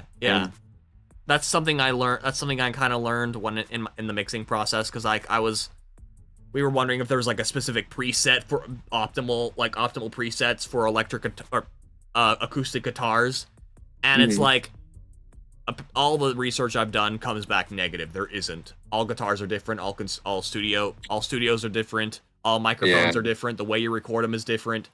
There's too many variables to have a specific formula for. Gotcha. Yeah. Yeah. So let's see here. Now for the song. Song 4. What was it? We played Everything I Have to Say. We played what did we play? Everything I Have to Say. What about Buzzy? I think we played Fancy Flashy Toys. Yeah. Yes, Fancy Flashy Toys. Did we play Buzzy? I don't remember. I don't think we did Buzzy. No, we haven't done Buzzy yet. Okay, but we played one, 2, 3. I swear there was a third, right? Yeah, there was Did we do Empty Box? No. I don't remember. We can play. I could go back and check on my stream. They've all been Yeah. they've all been playing in the background since. Yeah. My catalog isn't large enough for them not to play on your playlist. Yeah. No. I've been I've been cycling through them repeatedly through this throughout this interview. We could just do it's gonna bother me. It's gonna bother me though. Oh no, we played. No, wait, hold on. Oh man. Fancy Flashy Toys. Whatever. Fuck it. I'm gonna do Buzzy. Okay. Let's go. I don't remember talking about it. So. Right. No, we haven't. Yeah. Oop.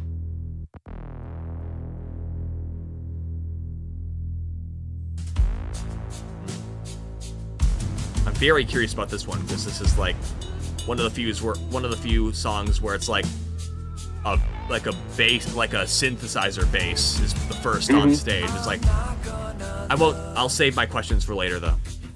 Okay. Because I trust that the waters keep. I have faith that my God will keep me safe and alive this time, so I don't have to worry. I'll take a deep and healthy breath as I plunge into the darkest depths. Cause I know that my troubles below don't hold a flame to the light that awaits me up there on the surface.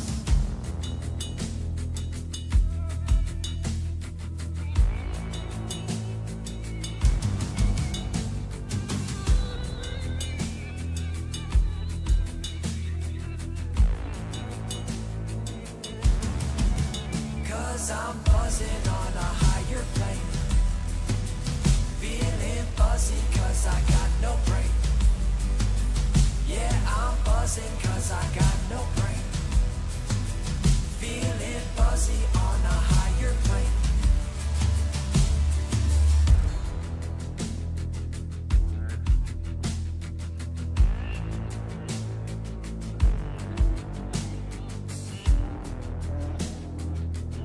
have 9 songs on there.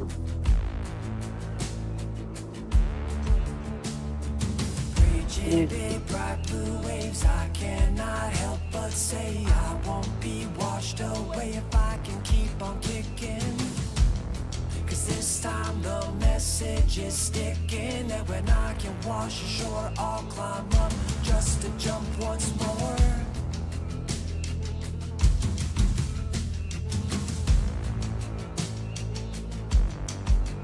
Cause I'm buzzing on a higher plane, feeling buzzy cause I got no brain. Yeah, I'm buzzing cause I got no brain. Feeling buzzy on a higher plane. Cause I'm buzzing on a higher plane. Feeling fuzzy cause I got no brain. Yeah, I'm buzzing cause I got no brain. Feeling fuzzy. Yeah, we should have started fading out. Like right after that, we should have faded out. You have regrets about how you produced this already? Well, yeah, at the very end, I had a buddy of mine say, like, he loves the song, but it gets repetitive at the end, so like a fade out right there might have been appropriate. And just kind of let it roll on and fade out. But you voice nerds thought your voice was so cool and your little 5-octave spread there. 5-part harmony. Yeah. And the chorus. All right, well, that was Buzzy by Capbobs. I'm very curious about this one because it's very different from your others. I hear a lot of synthesizers and stuff. It kind of reminds me, I don't know if you've seen Mother Mother or heard Mother Mother before. No. Oh, okay. I think you would like them a lot, actually. Yeah. They're like a Canadian indie band. And they mostly play like more like folk punk-esque, like folk punk / rock style songs. But they have like one album that's more electronic called Very Good Bad Thing. And this reminds me of that. Like nice. or like reminds me of your equivalents where like you're mostly playing with guitars and real instruments, but then I hear like this droning bass synth and I'm like, "Oh, okay. This is like something I would do." All right. I'm curious how you made that. I know you have like a Logic. Did you do that or like I want to know. Oh, so on so this one I had a demo version of it when we went to the studio. This one was also done at the church studio. So I had a demo version that I had made on Logic, which just had a very, very basic drum track programmed, which we were happy to get a live drum track on this one. And I had found kind of a similar sounding synth that I had originally put in the demo, and Cade was like, oh, he loved it too. He really loved the synth, and so he got a real synthesizer. Like they had a synthesizer in the studio, cool. and they used it. Like so, that's sick. They used that bass, yeah. Like a physical really cool. like a physical hardware synthesizer. That's sick. Yeah. That's dope. Or it might have been a Moog. A Moog. Well, the church studio was originally founded by Leon Russell, and they had some really cool stuff there. Bob Dylan, Tom Petty recorded his first album at that soundboard without equipment. Goddamn. Bonnie Raitt, Bob Marley did something there. The Dropkick Murphys had just recorded there. Damn, that's great, dude. That's kind of an honor to be in the same, to work in the same studio as all them. That's awesome. Yeah, it was pretty cool. Any musicians out there, if you get a chance to record in that studio for a day, pay whatever they want you to pay. The sound engineers are brilliant. The musicians are great. The people there are wonderful, and you are a part of some beautiful, beautiful history. Yeah, it's a great place. That is fantastic. I still need to get it. I still need to get into. I've never gone to a studio before. I've only worked on stuff in my humble abode. Do it yourself. Yeah. It was really the first studio and only studio I've gone into for recording. It was magical. It was pretty cool. Like, I wouldn't mind doing more stuff there in the future just to be in the building. Yeah, yeah. That's sick. Dot, I have a question for you actually. Were you like into music before you met Capbobs? Like playing music or something? I love listening to music because I'm ADHD, and it's one of the ways that I help control my mood, as you know. Gotcha. And one of the things that helps pull me out of executive dysfunction Mm. is listening to those more woo woo songs that get you wiggling. Cool. So I found out I was in our kitchen one day and he had a little boom box in there. And I hit play for the CD player, and his voice came out of the speaker. I didn't know he did music. It had been like 10 years since I had, or no, like 15 years or So something. you guys met before you knew that Capbobs was a musician. Yes, yes. I hadn't done anything musical after the band that I was in disbanded. Like I kind of stopped and just went working, and I made decent money, so I didn't really have time. I mean, I had time. That's an excuse, but I kind of I put the music side of things aside for a long time. Right. Like, more for like personal therapy. Yeah. Well, okay, first off, we met in a parking lot after work one night, and we got married 9 weeks later. Wow. And we were married for like a year before I realized he did music. Yeah. Oh my God. That's crazy. I mean, I had guitars around the house, and I'd maybe strum some stuff here and there, but like, not like professionally done music. So from there, we decided to invest in the laptop. Yeah, invest in the laptop and stuff. I was like, write my new favorite songs. These are all the bands from the 90s that I love. Can you mash them all together? And then he did. And he Empty Box in My Left and Everything I Have to Say, Danny, these are all songs that I've heard before, like that he wrote in his 20s, but like he shared them with me before we started this venture. But then there's songs that he's written that are in some of his TikToks that he plays live that we're about to record. Yeah, we're gonna get to. That's cool. Working on Blessings. Life is so good. He may be doing. We were discussing with a young new movie director or filmmaker. Yeah, there's a guy in town here that he's working on his first feature film, and asked him to write a song, and there's a song that he's already written that we're thinking about. So like he's got some irons in the fire.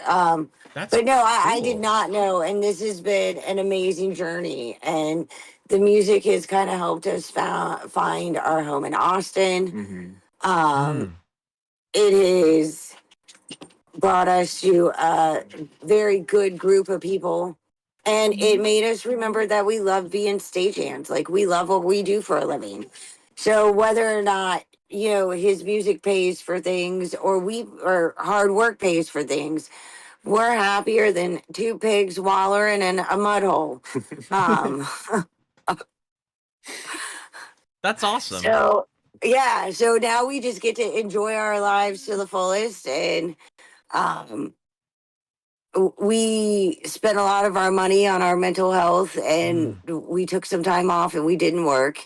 We exhausted all of our resources, and we're slowly working our way out of the debt, and we've gotten some help along the way from our parents, and we're super grateful. Shout out to our mom and dads for helping us, making sure we didn't starve from our own stupidity.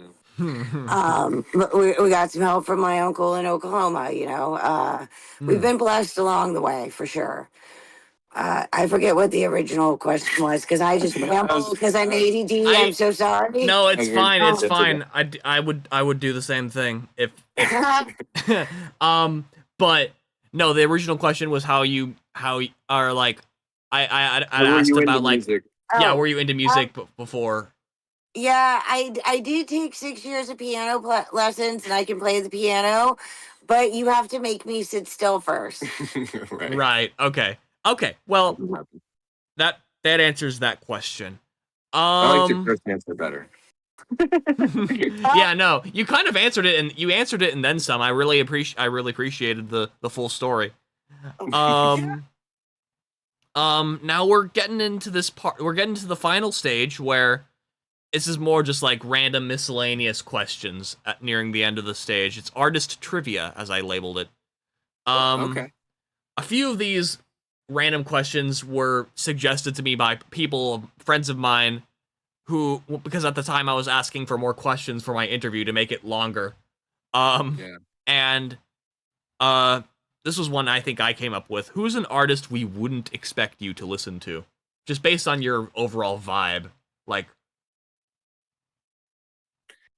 Wouldn't expect me to. based on how you think based on how you think you'd be perceived.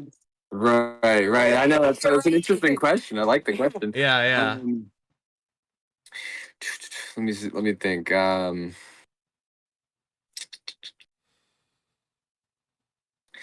what? Yeah. Yeah. I listened to a lot of Slipknot and System of a Down. Maybe that's not so obvious. I don't know. I used to scream along to that stuff, but I can see that. right. That's what Yeah, I'm saying. yeah, yeah.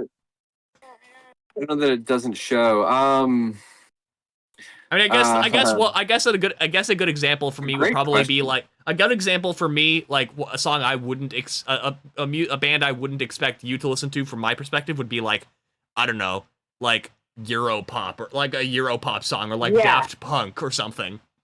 Okay. Right on. I really like the Gorillas, but I don't. Huh. Gorillas were great. Yeah. I know. I keep thinking like I was gonna say like Billy Strings, but I don't know. I play kind of like guitar plucking, so that's kind of reasonable for people to assume, I guess. Yeah. But I feel like there's a really good I feel like there's a really good answer to this question that I just can't like think of. Oh, that's Right. who it would be, right? Like, Yeah.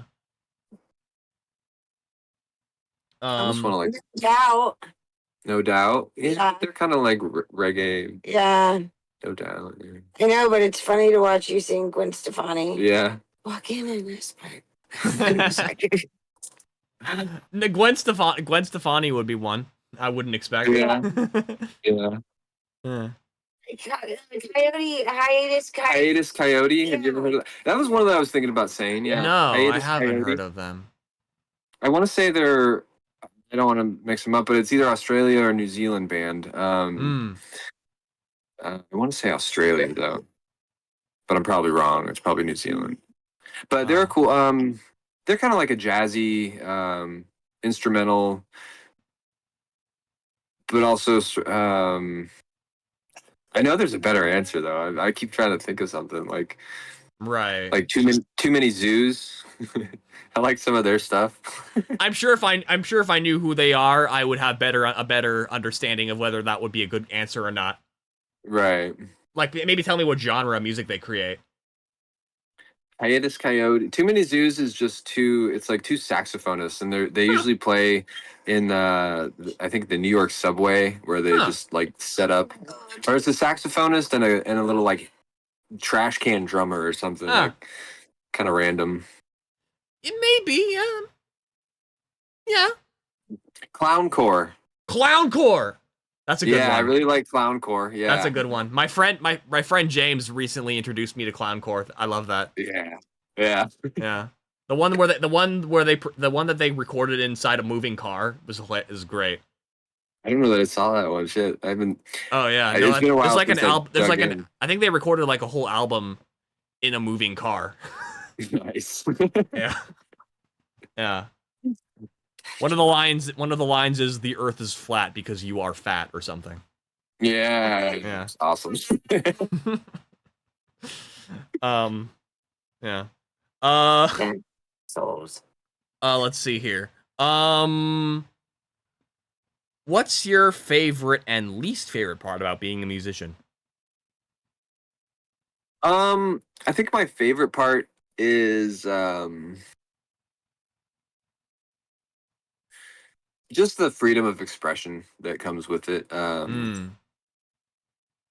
You know, having a thought or an idea or an emotion, um, and specifically like music, not necessarily lyrically, but being able to kind of feel it out and express it through an instrument is pretty cool. Right. My least favorite uh my least favorite thing about being a musician is that when you tell somebody you're a musician, they're like, "Yeah, my uncle Bob does all." You know, it's like everybody is kind of a musician in some right, and there's a lot of people making a lot of good stuff out there, and Sure, it sure. should. So there's a bit of a saturation sometimes that happens where like, um, you tell somebody like, "Hey, I'm doing this thing," and sometimes they're just like, "Yeah, whatever." They don't actually check it out until you Uh, force them to listen to it, and then they're like, "Oh, okay, that actually is pretty good." You know, yeah, that's yeah, kind of a yeah. difficult I understand, because yeah. yeah, because there's some people, I mean, I'm guilty of it too sometimes. Check out this thing I did, and I'm like, yeah, I'll check it out later, and I never do, you know. And I'm Yeah. the same. I'm guilty of it too. But ADHD. I do that. ADHD. yeah, it's a that's definitely kind of a frustrating side of it. Yeah. Another reason why I do like another reason why I do like live streams of listening to people's music is not just to platform people, is so I could, because like it helps with my executive dysfunction. I will actually sit down and do it. Heard, yeah, that's Yeah. smart. Yeah. Yeah. Snare Mori asks, "Do you like Aphex Twin?" Aphex Twin? Um, I know who they are. I don't really. I haven't listened to them. Hmm. So. I've heard a few of their songs. Um. Okay, here's another question. Would you rather have all the this is a would you rather question. Would you rather have all the gear you could possibly want or 3 placements with 3 of your favorite artists? Placements like get to perform with them, or Yeah, placements yeah, like on a. get to perform with them or like appear on a track. I guess not I would say appear on a Oh, okay. track. Appear on a track, like be a featured artist Oh, okay. in a track. That's a good question, actually. If it was like open up for 3 of my favorite artists, I would definitely go with that. Hmm.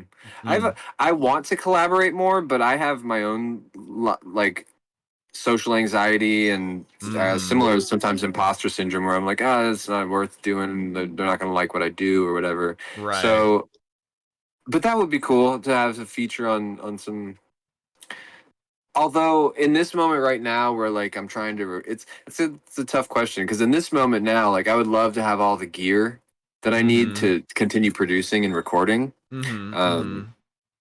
so that's my answer in this moment is that I would rather have the gear because I think it's kind of like the genie in the bottle question, like can I ask for more wishes? Because if I have more gear and can Yeah. release music easier, maybe those placements come, right? No, yeah, that is the answer.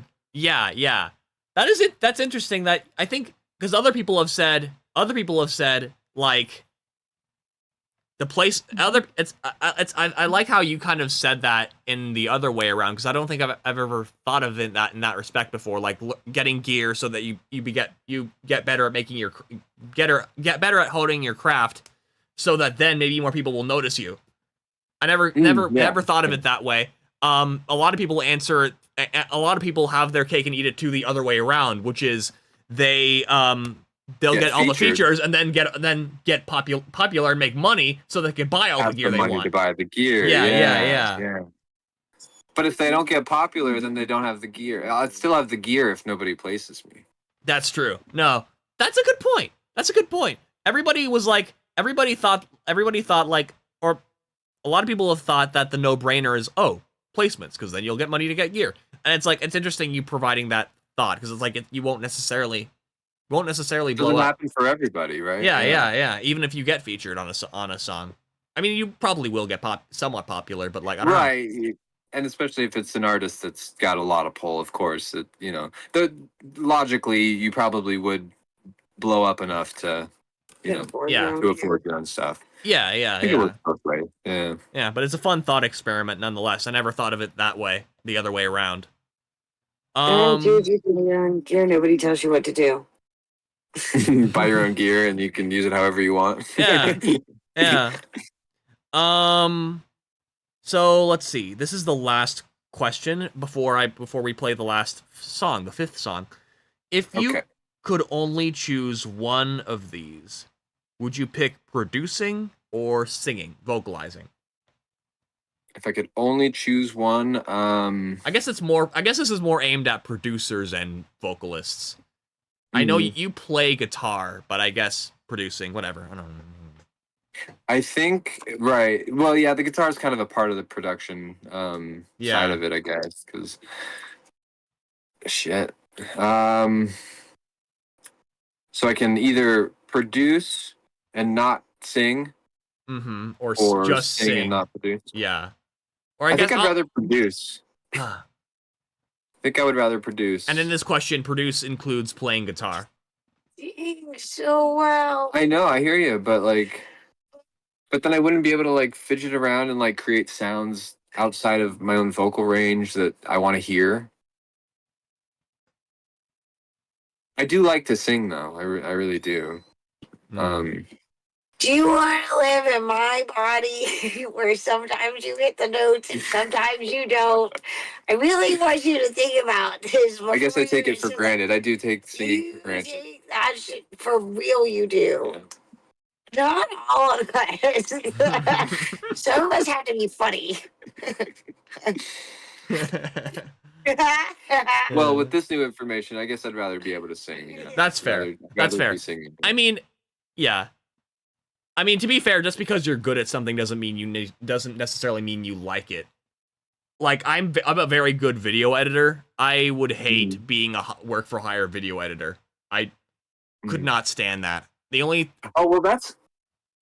that's a question then. Is it this will affect the answer. Am I singing my own songs or am I like a studio singer singing other people's written lyrics? That's a good question. I mean, I haven't thought of that. I was originally thinking singing your own songs, but oh, well then yeah, I guess I would sing. I would sing. There's a lot of people that can produce, and there's a lot of really talented producers out there that I'd be honored to sing over whatever they can come up with, you know? Yeah, okay, that's fair. Last song, song 5. Which song was it? We didn't play Cock-a-Doodle-Doo, I don't think. That's the one. All right. It's possible I accidentally skipped over one of the third song, because I legitimately don't remember playing a third song. But whatever. Let's play Cock-a-Doodle-Doo. Sounds good. Let's go.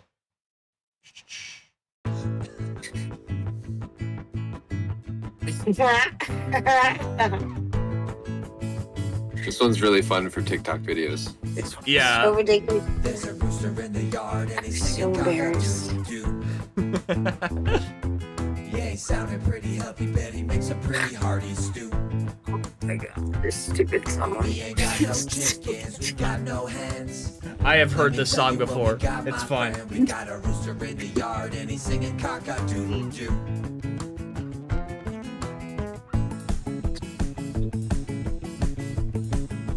Cock-a-doodle-doo.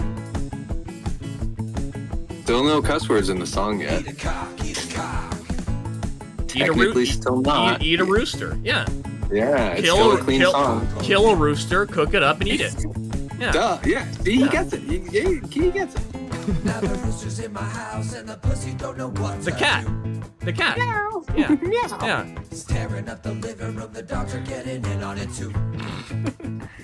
Just so you I've know, been watching all day, kitties Shit, talking animals. but it's pretty clear to me they're not Animals, trying to play yeah. because the pussy's on the cock and he's singing cock-a-doodle-doo. Ripping that fucking rooster to shreds, and it's like, Yeah.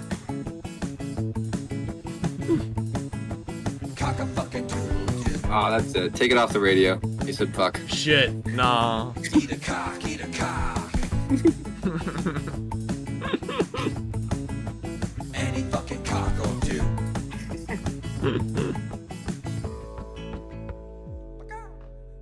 Any fucking cock will do.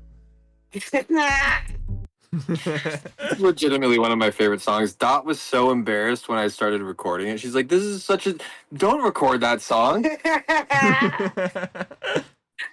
I'm old. What do I know? It's so funny though. I like it. It's cool. So it's I based mean, on a true story. I like really crude. I like really crude stuff though. So Yeah, based on a true story, I'm very curious now. You've got me hooked. we didn't actually eat the rooster. Mm. But we were had our RV parked at a friend's house.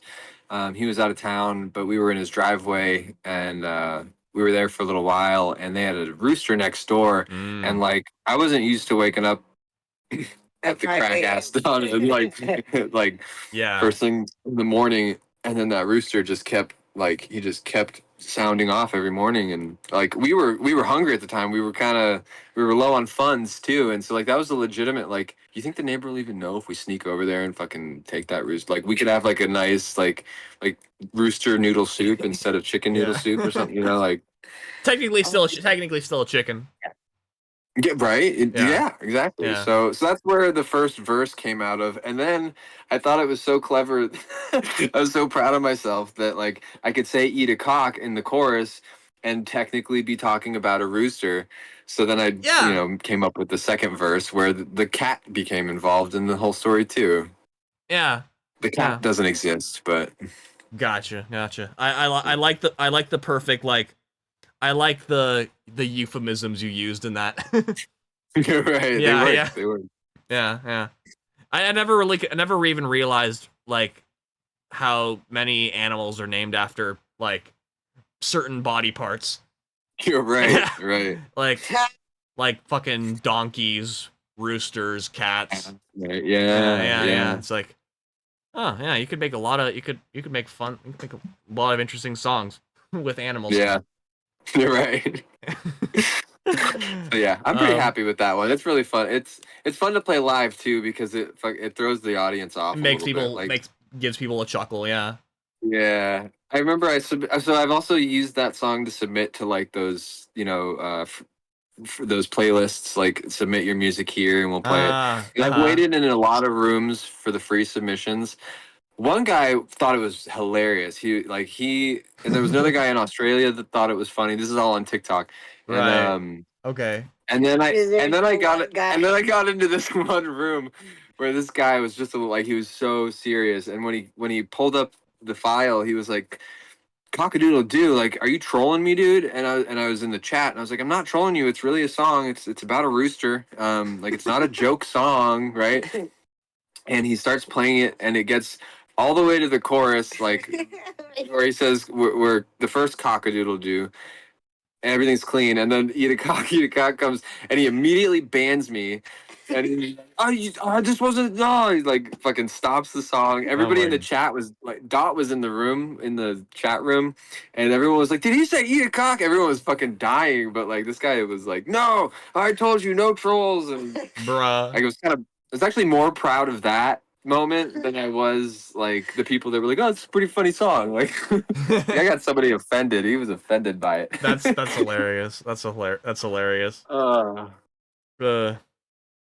Nah, yeah, so. I mean it's to me. There's like it's interesting that like the dynamic there. It's like I've been a part of a lot of music listening streamers live chats before I started doing my own music listening streams and started streaming period. And it's like it's interesting the different lines people draw on music that's satirical. It's like because it's like you could call this a joke song. That doesn't make it a bad song. Right. It's like, but it's like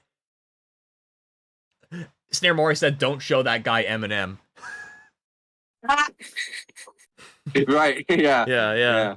Yeah. No, like I don't know. I like songs like this. Like, bro, that we've got like, I mean, we've got in my community there we've got like a lot of like fucking hilarious songs. Like there's a song that I listened to recently that I cracked up called "Fuck Your Grandpa." Right on. By like a guy named Old Man Bungalow. It was fucking hilarious. I was like nervously afraid of what it was going to contain, and it was basically exactly what I predicted. It was like some guy I love Old Man Bungalow. He's like it's like an old guy persona rapping about fucking your grandpa. Yeah. Nice. Yeah. It's No, great. I mean, like, I think it's necessary, like, not everything has to be all serious. Like, like, Yeah. Buzzy is more of an inspirational song. I've got other songs that I'm, getting ready to record that are inspirational and they're a little more serious, or they deal with more serious topics. But there's also, like, I think you should have a healthy mix of, like, you should also know that music and creativity can express humor too, and not Yeah. just, Yeah. I mean, love, the only anger. exactly the only time I draw the line is like if it's like like shock value for the like offensive shock value shit. Then it's like I get okay, that. then that's a troll. Yeah, Yeah. you're doing it for the attention and You're not doing it for because the it's something clever. yeah, you're doing it for the attention or something like Yeah. yeah. I get that. Yeah, like something deliberately offensive and not clever and yeah. I hear that. Yeah. Yeah. Anyway, I think that about wraps it up. Do you have any closing statements? No, I just thank you for having me and appreciate you being willing to work around my schedule. I felt bad the first time I canceled on you, so Oh I no, appreciate you. it's all good. I've had to work with different people's schedules all the time. No, Yeah. I'm glad that we could eventually do this though. It was awesome. Yeah. Thank you. Thank you so much. Yeah, thank you. Just be on the lookout for more music. Yeah, thank you both for your time. Actually, Yeah. thank you both. Yeah. Yeah. Well, I'll see you around. Bye. All right, brother. Yeah. Peace. Cheers. You're gonna have to hang out because I have the window open in another thing. I got you. We'll talk to you soon, bro. All right. Yeah. See ya. Bye. All right. So that was Capbobs. That was really cool. That was awesome. I would appreciate that interview. That was so sick. So I guess that about does it for this episode of Streaming with Keegan. I'm gonna end things off with Empty Box to My Left. Because I don't think I actually ever played it and we talked about it. That might have been the song that I skipped over accidentally, but whatever. Let's end things off with Empty Box to My Left, and as always, I will see you in the next stream. The next stream will be I will be working with RexCon, a musician who came in here not too long ago, on a Christmas song. Like a medley of like a different like 3 Christmas songs he came up with. Well, he came up with the 3 Christmas songs, one of them being Jingle Bells. The other 2 I'm not really familiar with. He really searched far and wide to find like obscure Christmas songs, which is cool.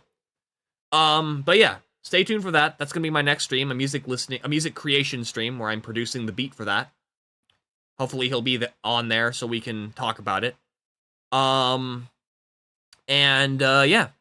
I'll end things off with Empty Box to My Left. Thank you guys for coming through, and I'll see you in the next one. Peace.